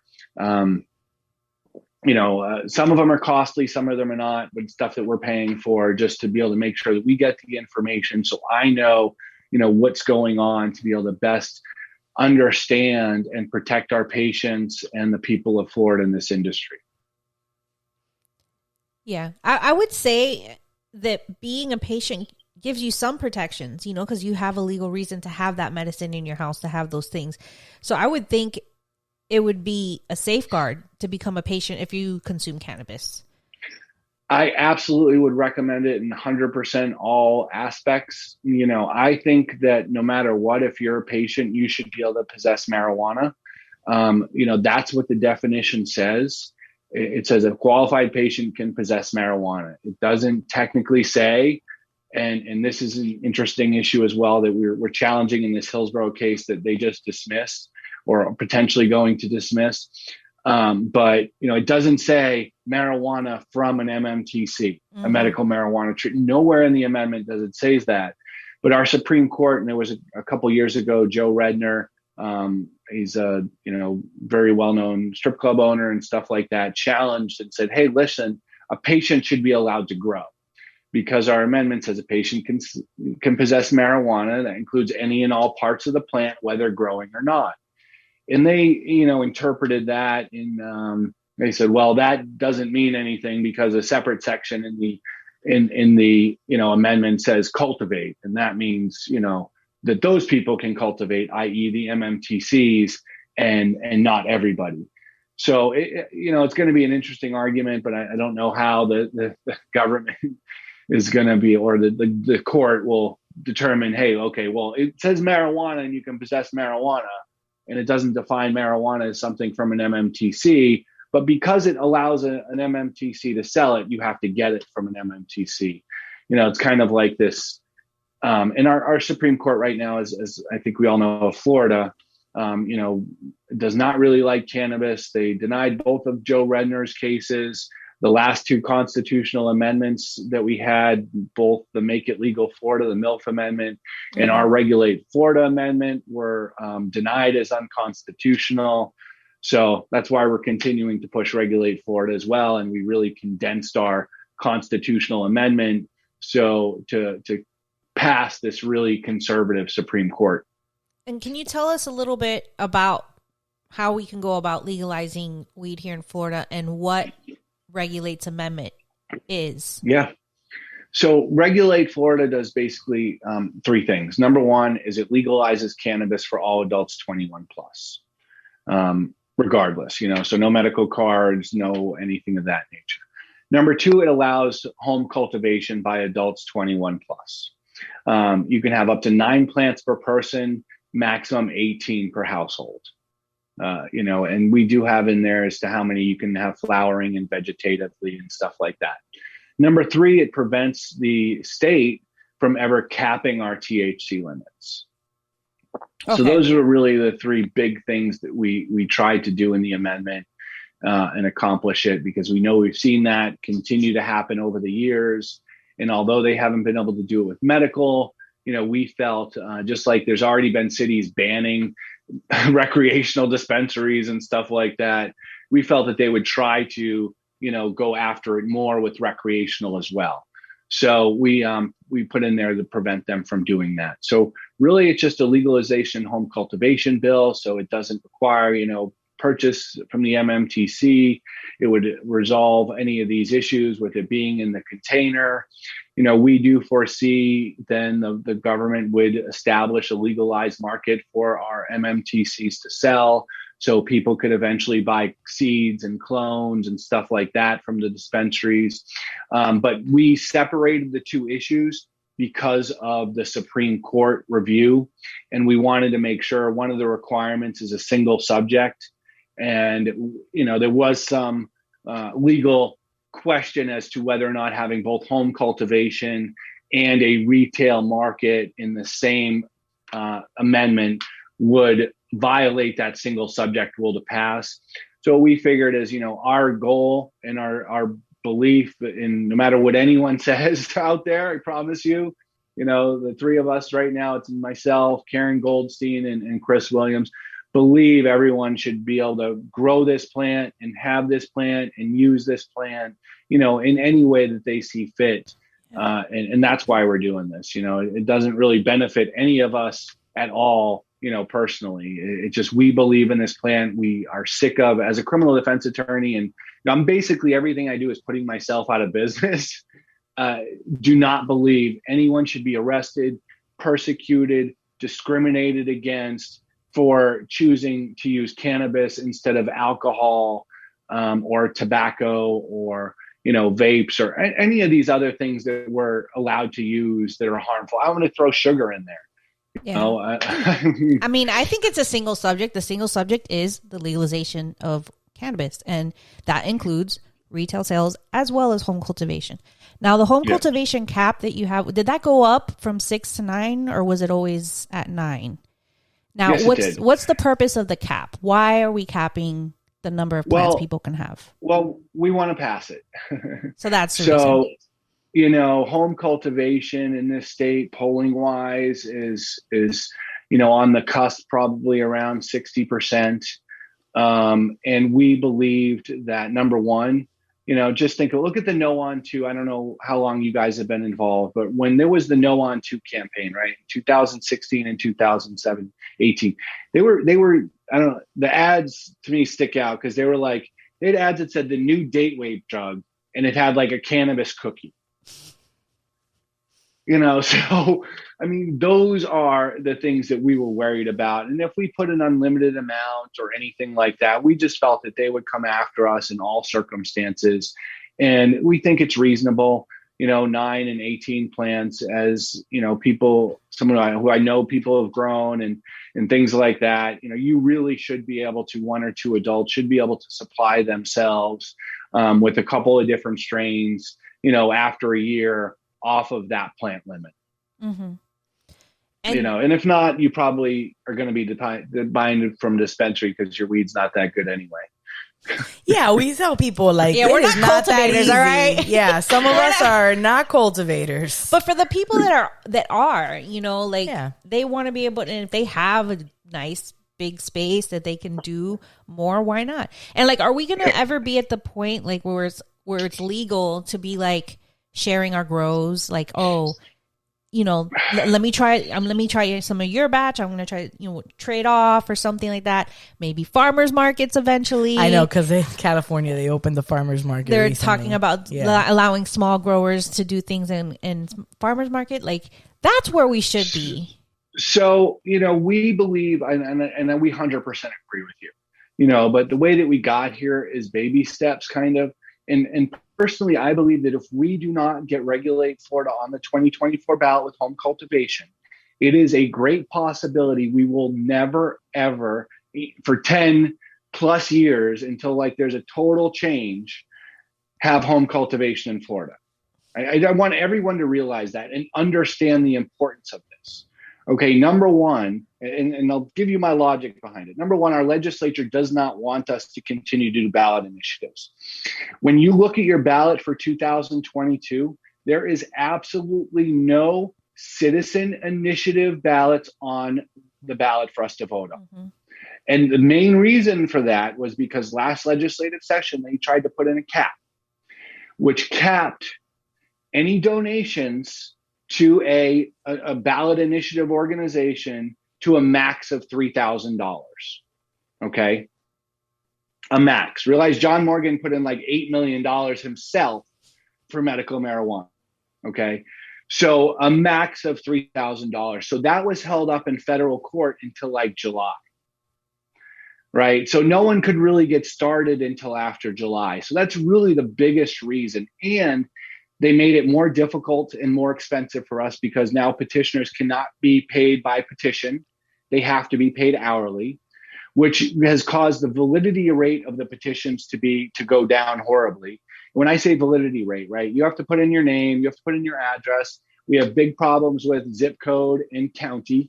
People will put in, city and state instead of zip code and county. People will forget to date it when they sign it. That's an invalid petition. Mm-hmm. So previously, when we could pay per petition, we could just pay for valid petitions and not the invalid ones. It created more integrity, I think, in the system, mm-hmm. because a petitioner's like, okay, I'm only going to get paid for these ones that are good. I'm going to make sure that before this person leaves my presence, that they filled out everything correctly.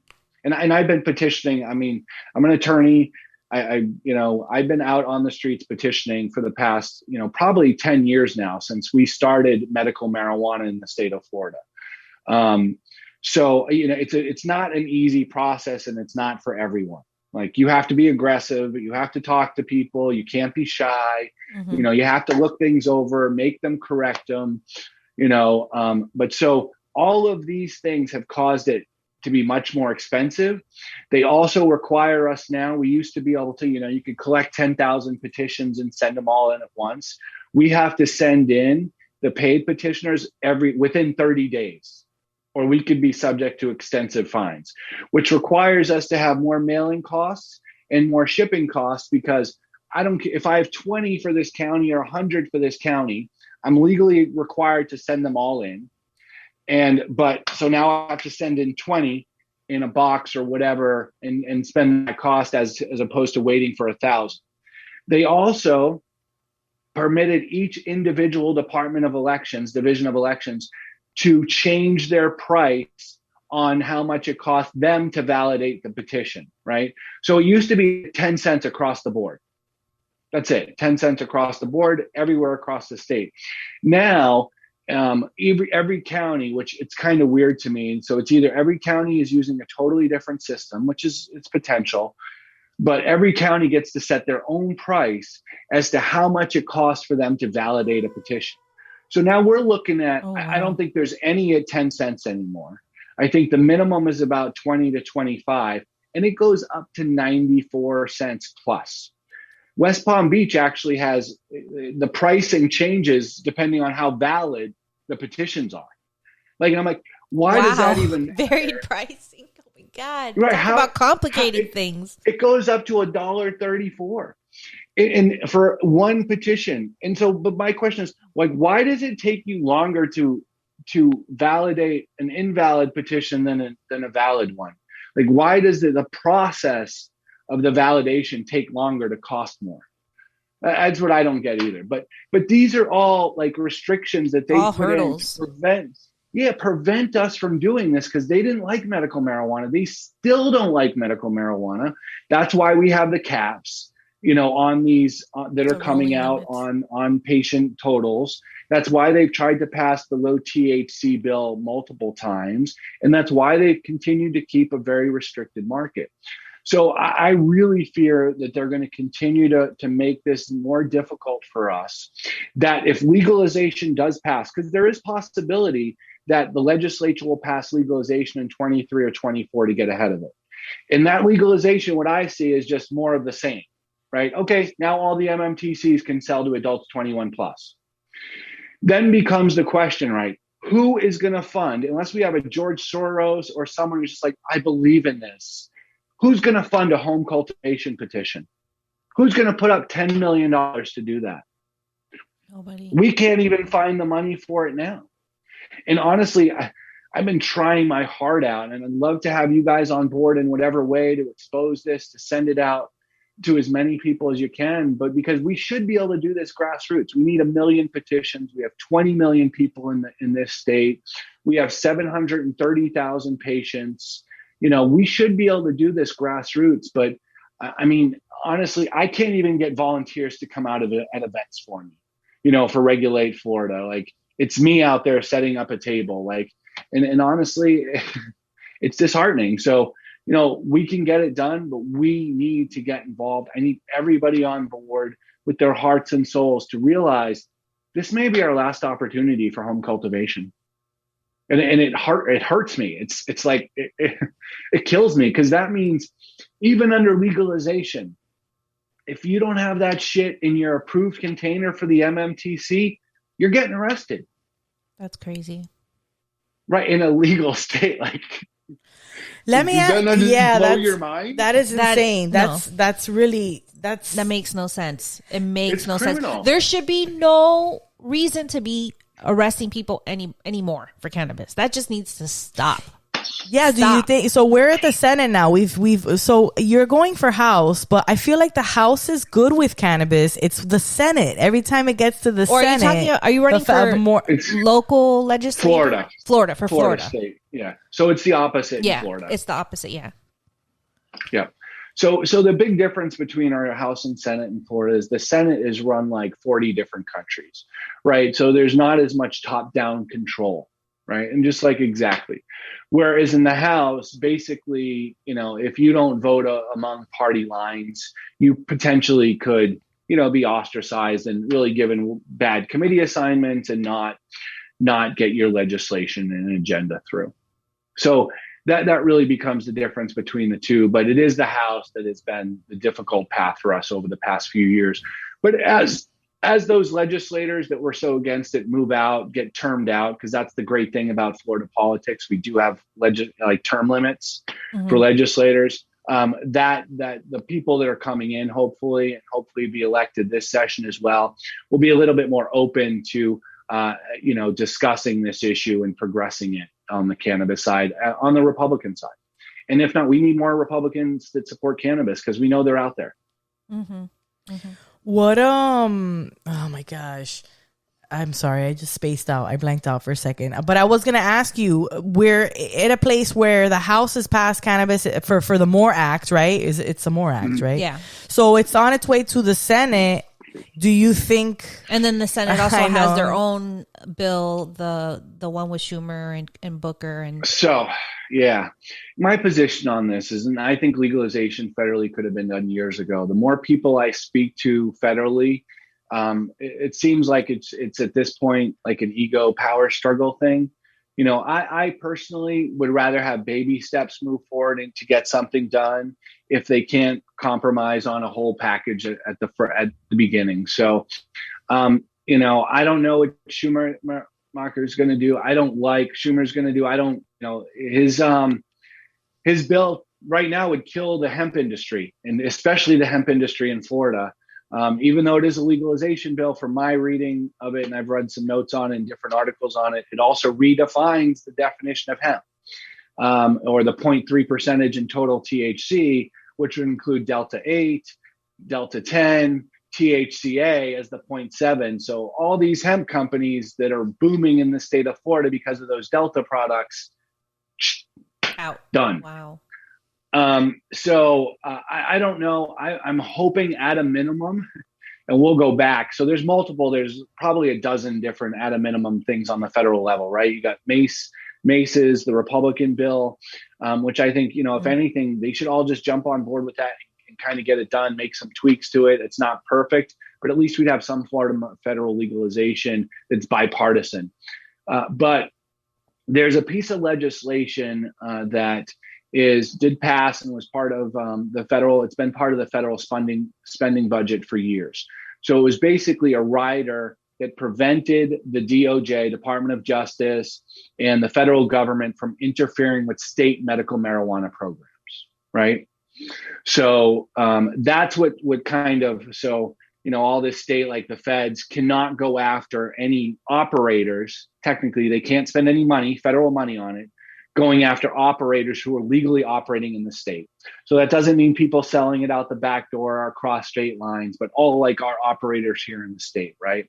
But they did pass that. They passed that a couple times and have added in the House legalized marijuana as well. So this only applies to medical. So that has never passed the Senate. Now, this is just one little budget amendment that just prevents the federal government from enforcing federal laws in legal states, right? That issue with legalization or recreational has never passed the Senate for that budget amendment. So I'm kind of watching that. I think that would be our first sign. I think that if anything is going to pass, maybe we get that. Mm-hmm. You know, but until I see that passed in both the Senate and the House and Senate, and it's passed in the House, but passed in the Senate, I doubt that we would have real comprehensive legislative, you know, federal reform. It doesn't make sense. You know, that's just such like a minimum thing. That's not legalizing it. That's not doing it. That's just saying, hey, we're going to take a hands-off approach. Mm-hmm. So, you know, I don't know. That's just my opinion. That's a piece of legislation that I think has the greatest potential to pass. You know, there's not a bunch of elements in it to argue over, really. It's just like, hey, should we enforce this or not? Mm-hmm. So that's what I'm looking at to see. But I don't really expect anything to pass this year on either one of those issues. Now, correct me if I'm wrong, but if any of these pass, they all pretty much leave it to the states to decide whether it's going to be legal, correct?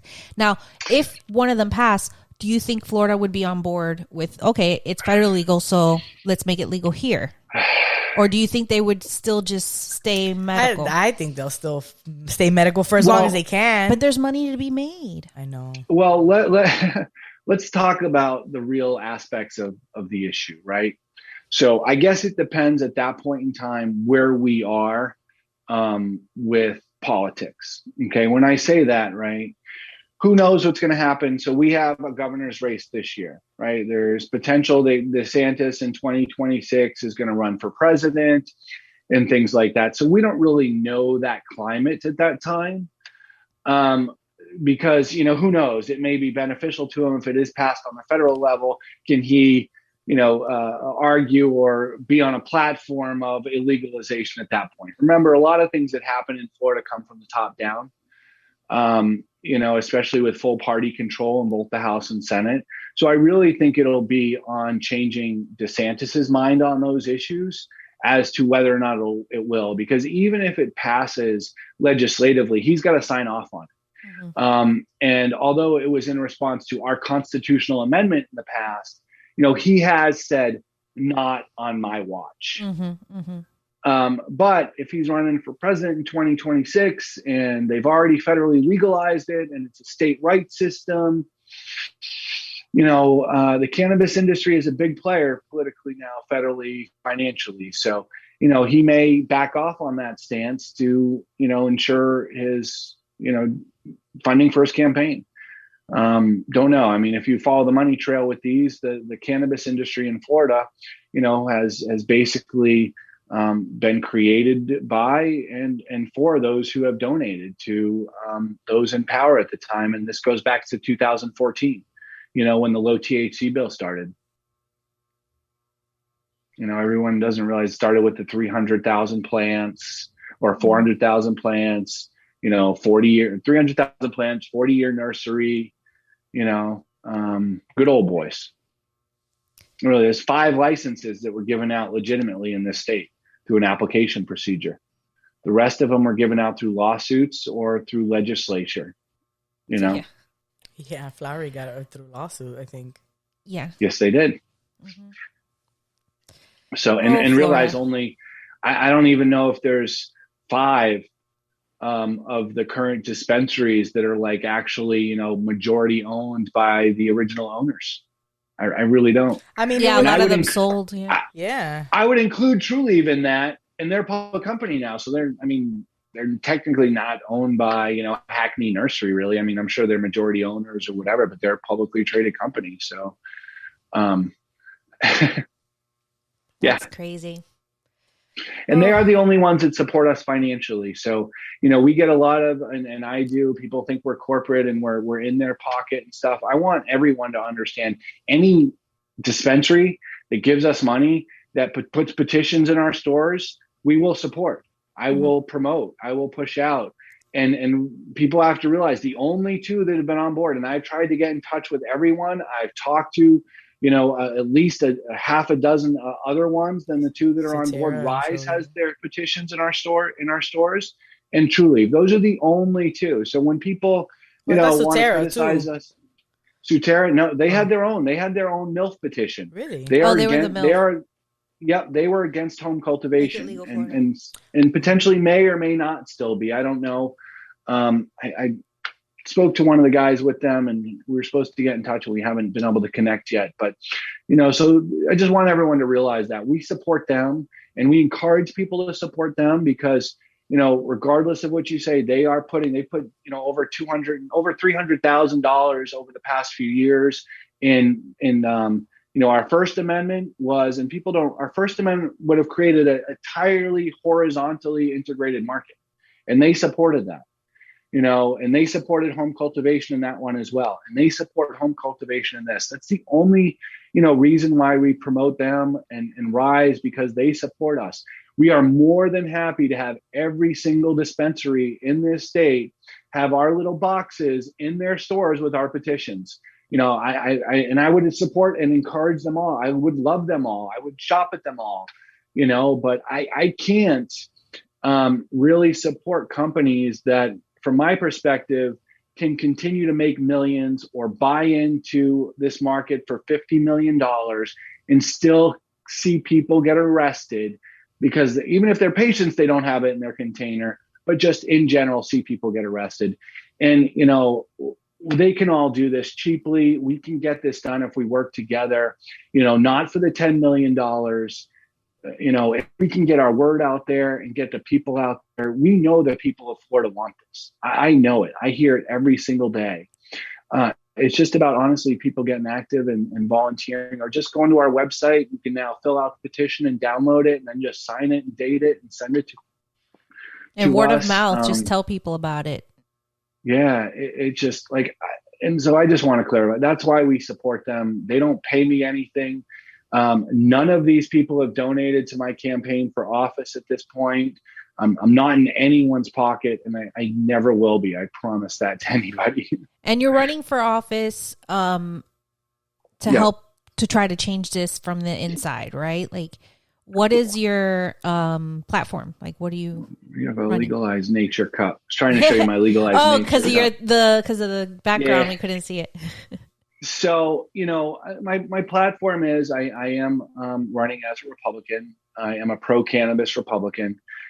Criminal justice reform surrounding the cannabis industry is my number one policy. That's my heart and soul. That's the big reason why I'm doing this.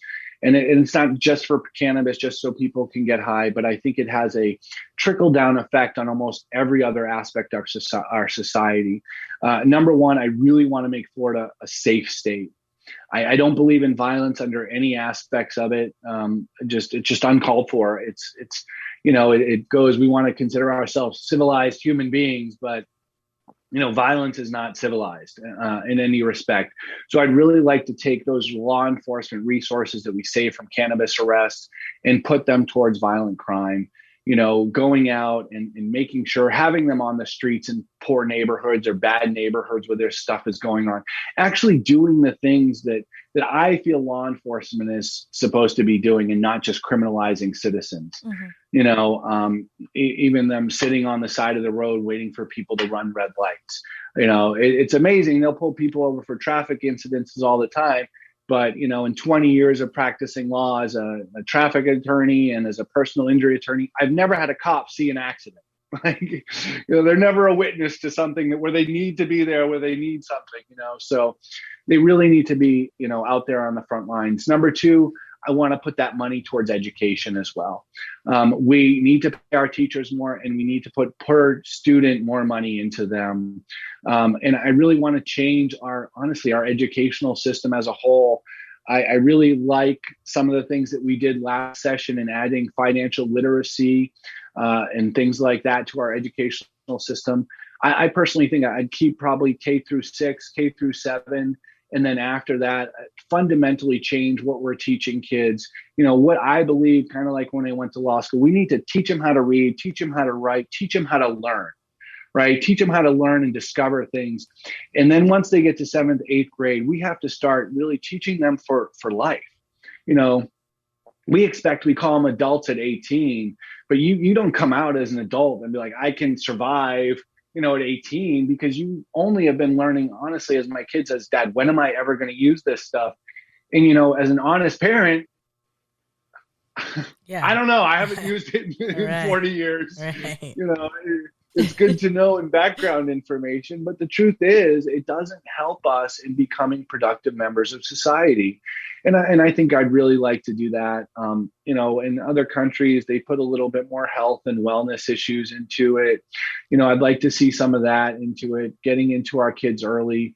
I'd like to see, community gardens and school gardens, and educate them on that so that they can learn how to, potentially, we're in a crazy world right now, to survive and feed themselves. But just to have that basic knowledge, that we really all should have, to take care of ourselves, the earth, and be productive, and to get out running as opposed to get out of high school and be like, duh, what now? Especially with the cost of college and things of that nature. I mean, I'm so underwater in student loans. Oh, man. I came from nothing. My dad died when I was 11. My mom was a, single mom, worked at Dunkin' Donuts, to kind of take care of us. And I pretty much did what I wanted. So I kind of learned to work hard. I felt respected things more in my college education. I took advantage of it. I cared about it, but everyone should really have that ability, I think, in those later lives of school through education to kind of learn, what they want to do and how to survive a little bit more. So I like that at beginning financial, but I think that should be expanded. I still don't know what to do with finances sometimes, who knows? There's so many different options out there. And when you talk to people, and especially in law school, when I was learning about it in college, when you talk to like kids who are from wealthy parents and stuff like that, they have such a different understanding of finances and money and investments and things like that anybody who comes from an economically disadvantaged family does not. Right. And I think that's power. It is. It is. It really is. And it should be taught in schools. People are learning that financial advice on TikTok. You're like, what? I could do that. I should have been Right. doing that the whole time. Yeah, trust me. I wish school would have told me to get a 401k as soon as the opportunity. Or a whole life insurance Yeah. plan and like all these different Right. things. Exactly. And it's just sad. And, and I get history and all this stuff that we're dealing with right now. I just want to teach everybody, there's no difference between anybody. Love everybody, care about everybody, help everyone, and create community again. We have totally lost that in this country, in this world. Politics, I think, unfortunately, Democrat, Republican creates divides more than it creates, unity. And we're right now, it's a crazy world. We got the Ukraine issue going on. Yeah. We have China and Ukraine. China and Russia basically being like, hey, we're boys now. We're tight. We're together. And China like controls us in many respects. I know, we don't want to say that. We don't want to believe it. But we can see it with shipping issues, with supply issues that we have, with everything that's going on in this country right now. It's because we rely on other countries for everything. My third policy is environmental. I'd really like to bring industrial hemp products to the state of Florida. I'd like to incentivize companies that are going to be producing biodegradable and textiles made of hemp. I know it can be done. We don't have any in the state. I'd like to see hemp planted around a lot of our potential waterways and things of that nature, around sugar farms, around, I just met with a company the other day about around their mining fields and things like that. If you don't know, hemp can also clean the soil. It can uptake heavy metals and even radiation and stuff like that. And Piney Point is in our area, in our district, and we know what happened there. I went down and did some of the fish cleanup and stuff like that a couple of days. And it's disgusting. It shouldn't happen. And it's our water, and we have to take care of that. I really think that hemp can do that, and also the carbon sequestration properties of it, so to help beneficial, our environment, and to keep Florida, alive and well, and our tourism dollars coming in, because that's what does it. And this beautiful place that we live in. It's a little hot now, but it's beautiful, and it brings 8 months of beauty. Yeah, exactly. Yeah. We've gotten a lot of other pot smoking moms to come down and visit us. That's what's great about living down here. Like, come down here. Go to the beach. We can vote for you this coming election then? The district. Yeah. How does it work? Who can vote for you? So right now, I'm running in District 65. We do have a primary. So our vote is actually you can get mail in now. Up until August 3rd to August 23rd is early voting. It's Tampa area. So the city of Tampa, downtown Tampa, MacDill Air Force Base, West Shore, and West Chase. It's an exciting time, and that's where people are. That's where we are. I need volunteers to come out and help me knock on doors. We need people to come out in events and help us out. Data entry stuff, getting signs out there and stuff like that. Also, obviously, politics, unfortunately, is about money. We do need donations. It's one of the things I dislike about it. And I'm from New Hampshire. And so like in New Hampshire, we have like the largest government in the country, second to the federal government. We have like either the same amount or like 10 people less than the federal government in New Hampshire.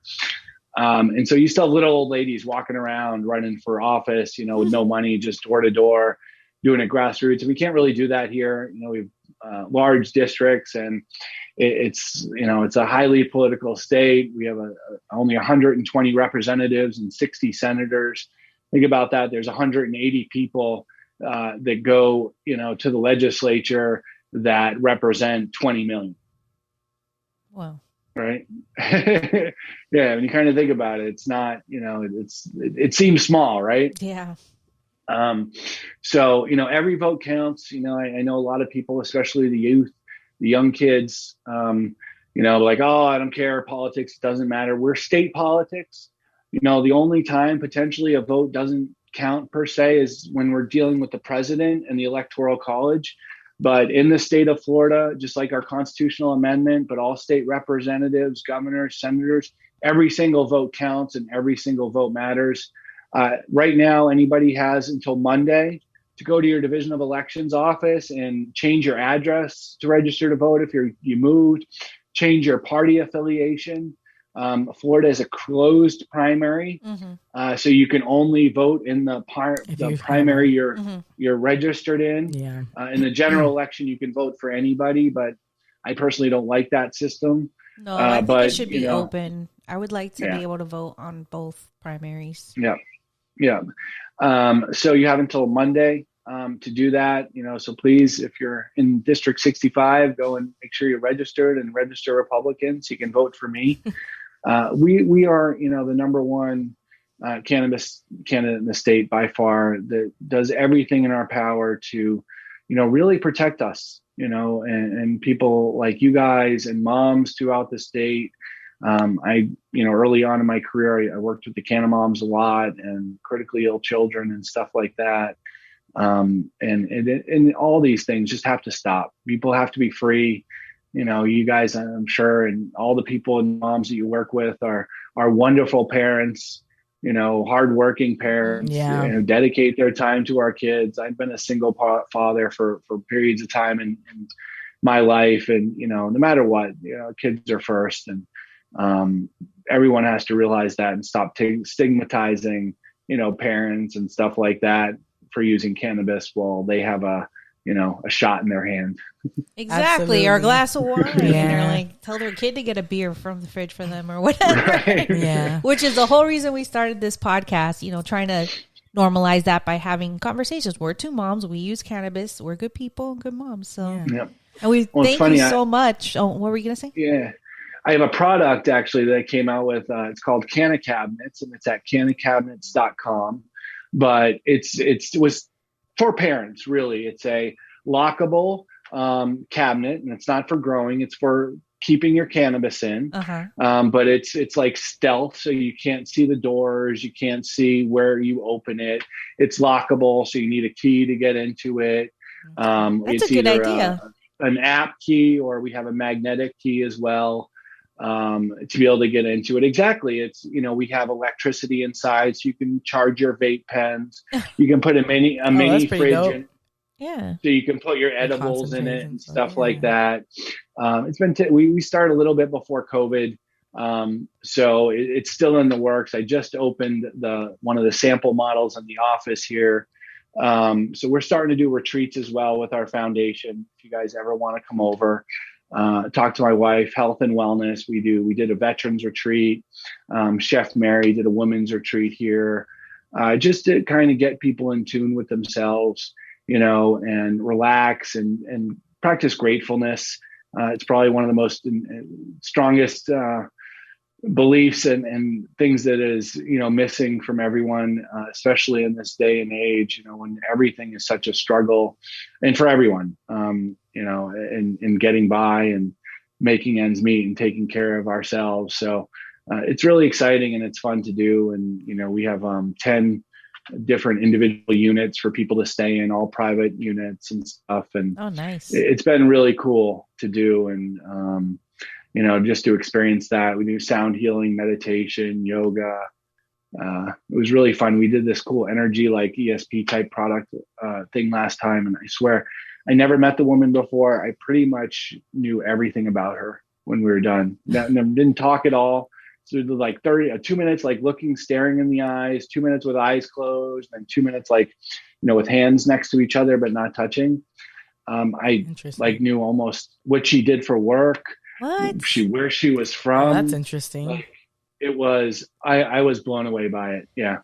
That sounds really cool. I think that's a whole other podcast episode where we should talk about these retreats. We want to do our own kind of pot smoking mom retreat too for all our community, but that's awesome. Yeah, I'd like to hear that. Cool. I'll connect you with my wife, but she's the one that runs all that stuff. But cool. We'd love to have you guys. Yeah, absolutely. Hey, thanks for taking the time to educate us. This was an amazing chat. We appreciate all the information you gave us. I know that all of our audience will also benefit greatly from all of that. Thanks so much for taking the time out today, Michael. No, it's my pleasure. Thank you guys for your members and stuff like that. If they ever have any questions, they can feel free. You can send them my email. I'll answer their questions as best as possible I can. I strive on making sure people are educated and comfortable in what they're doing, especially with this plant. We're knowledgeable in most of the states in the country to be able to help out or advise or send them the right way. People can find me for the campaign at Minardi for Florida.com. That's the most important thing right now. Minardi for Florida.com. The Regulate Florida website is just regulateflorida.com. And we'd love to, have people join us, get on our mailing lists. And the Tucana is tucana.org for the nonprofit if you want to see a little bit more about the retreats and stuff. Yeah. So what we'll do is for the show, we're going to set it up real nice. We'll give you, an intro, and then we'll, what we're doing is for video, we're flashing up the websites and stuff, but we'll also name them off when we close out the, after we, put the interview up. And then we don't have that other, we have MinardiLaw.com, RegulateFlorida.com, and Minardi for Florida.com. What was the other one? Tucana.org. Can you spell that? The number 2? No, TU. En Espanol. Oh. TUCANNA. Tucana, like Spanish. Tucana, yeah. See. Yeah, my wife's Cuban, so originally we started it. Yeah, it was to get an education in the Spanish community because that's such an untapped market still. Yeah. That's awesome. Yeah, I'm gonna definitely check that out. And the Cubans are so conservative. Yes, we're Cuban. Yeah, Trust Cuban. me, we know. Yeah, Abuelita does not know. Abuelita does not know. Abuelita does not know about the podcast. Oh, really? Yeah. My mom knows. My dad knows. Everybody in my life knows. But Abuelita doesn't need to know. Yeah, most of my wife's family thinks she's absolutely crazy now, but I've changed her immensely. She didn't know what cannabis was when I met her. Oh wow. Yeah, it was like in 2017. She had no idea. And now she's advocating. And now she has Tucana.com. She and pushes it everywhere she can on the education and the wellness aspect of it. And yeah, we have a couple doctors in the family who've been trying to educate them. And yeah, it's interesting demographic there with what's your wife's name? We definitely need to connect with her. What's her name? Yeah, it's Sol. SOL. Okay. All right. Also, we will, when we put out the episode, we'll tag you as a collaborator on Instagram. That way it shows up to your people, it shows up to our people, and then, Perfect. All right. Are you guys coming over to KushCon or doing any I was telling her I think we should go to KushCon. When is that? In August, right? Oh. Yeah, it's August 6th and 7th. Yeah. In Tampa. Yeah. Oh, I think I'm available. We could do that maybe. Yeah, it's possible. I was looking at it. Cool. We definitely want to do more conventions and stuff. Yeah. We'll let you know. And then there's one. There's a cannabis and sports conference in Orlando. That one I haven't seen. The last week of July. Okay. So, yeah, that's probably too soon. Actually, next weekend. Yeah. That's Gene Jones. He's a nice guy. He does this is his first sports conference, but he does a regular medical doctor focused cannabis one, and he also does a hemp one. He's been around. He's probably one of the longest now consistent one that's continued to do the larger conferences for like the past 5 or 6 years now. I haven't been to one in a while, but so I'll let you know when it gets a good one out. Let us know. Keep us posted. Want to be connected about those things? They always kind of reach out to us, usually with either normal or regulate or something. I'm happy to pass them along. Oh yeah, please, that'd be awesome. But thanks again, man. Thanks this so was much. A great conversation. I'm sure we could have many more. I know. I'm going to be thinking of other questions after. We're in Miami. Oh, okay. Yeah. Okay. Cool. Okay. All right. We'll be in contact. Thanks so much, Mike. Have a good one. Thanks. Bye. Thank you. Bye. You too. Bye.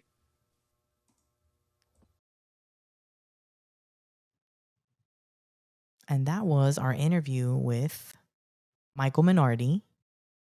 And it was great. We covered a bunch of topics that we've kind of had questions about for a long time. Yeah, things patrons have asked, and they wanted to be sure about getting their card.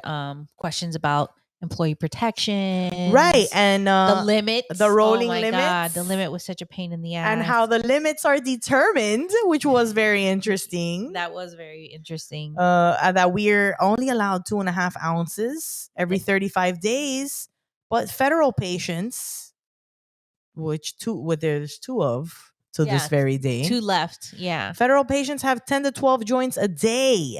The government gives them. This was such a crazy information when you said this. Yeah, I know. The and I actually government. first heard about that through Bean's book, who is another guest we're going to have later this season. When I first heard about the federal properly. Yeah.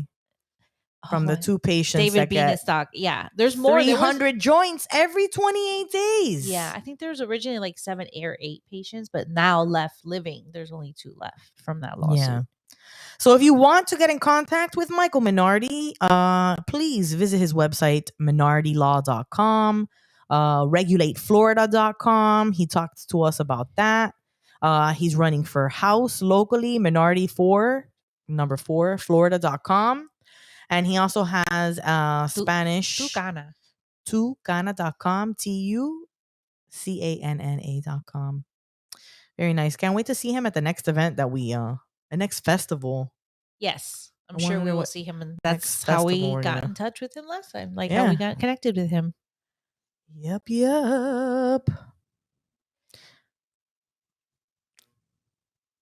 Hey, we love you. I don't know. I was waiting for you to say something, but she was like, where is this going? I wonder what she's going to say. We love you for listening. We love you for sharing our content, for laughing with us, for crying with us too. Especially, we want to thank our patrons.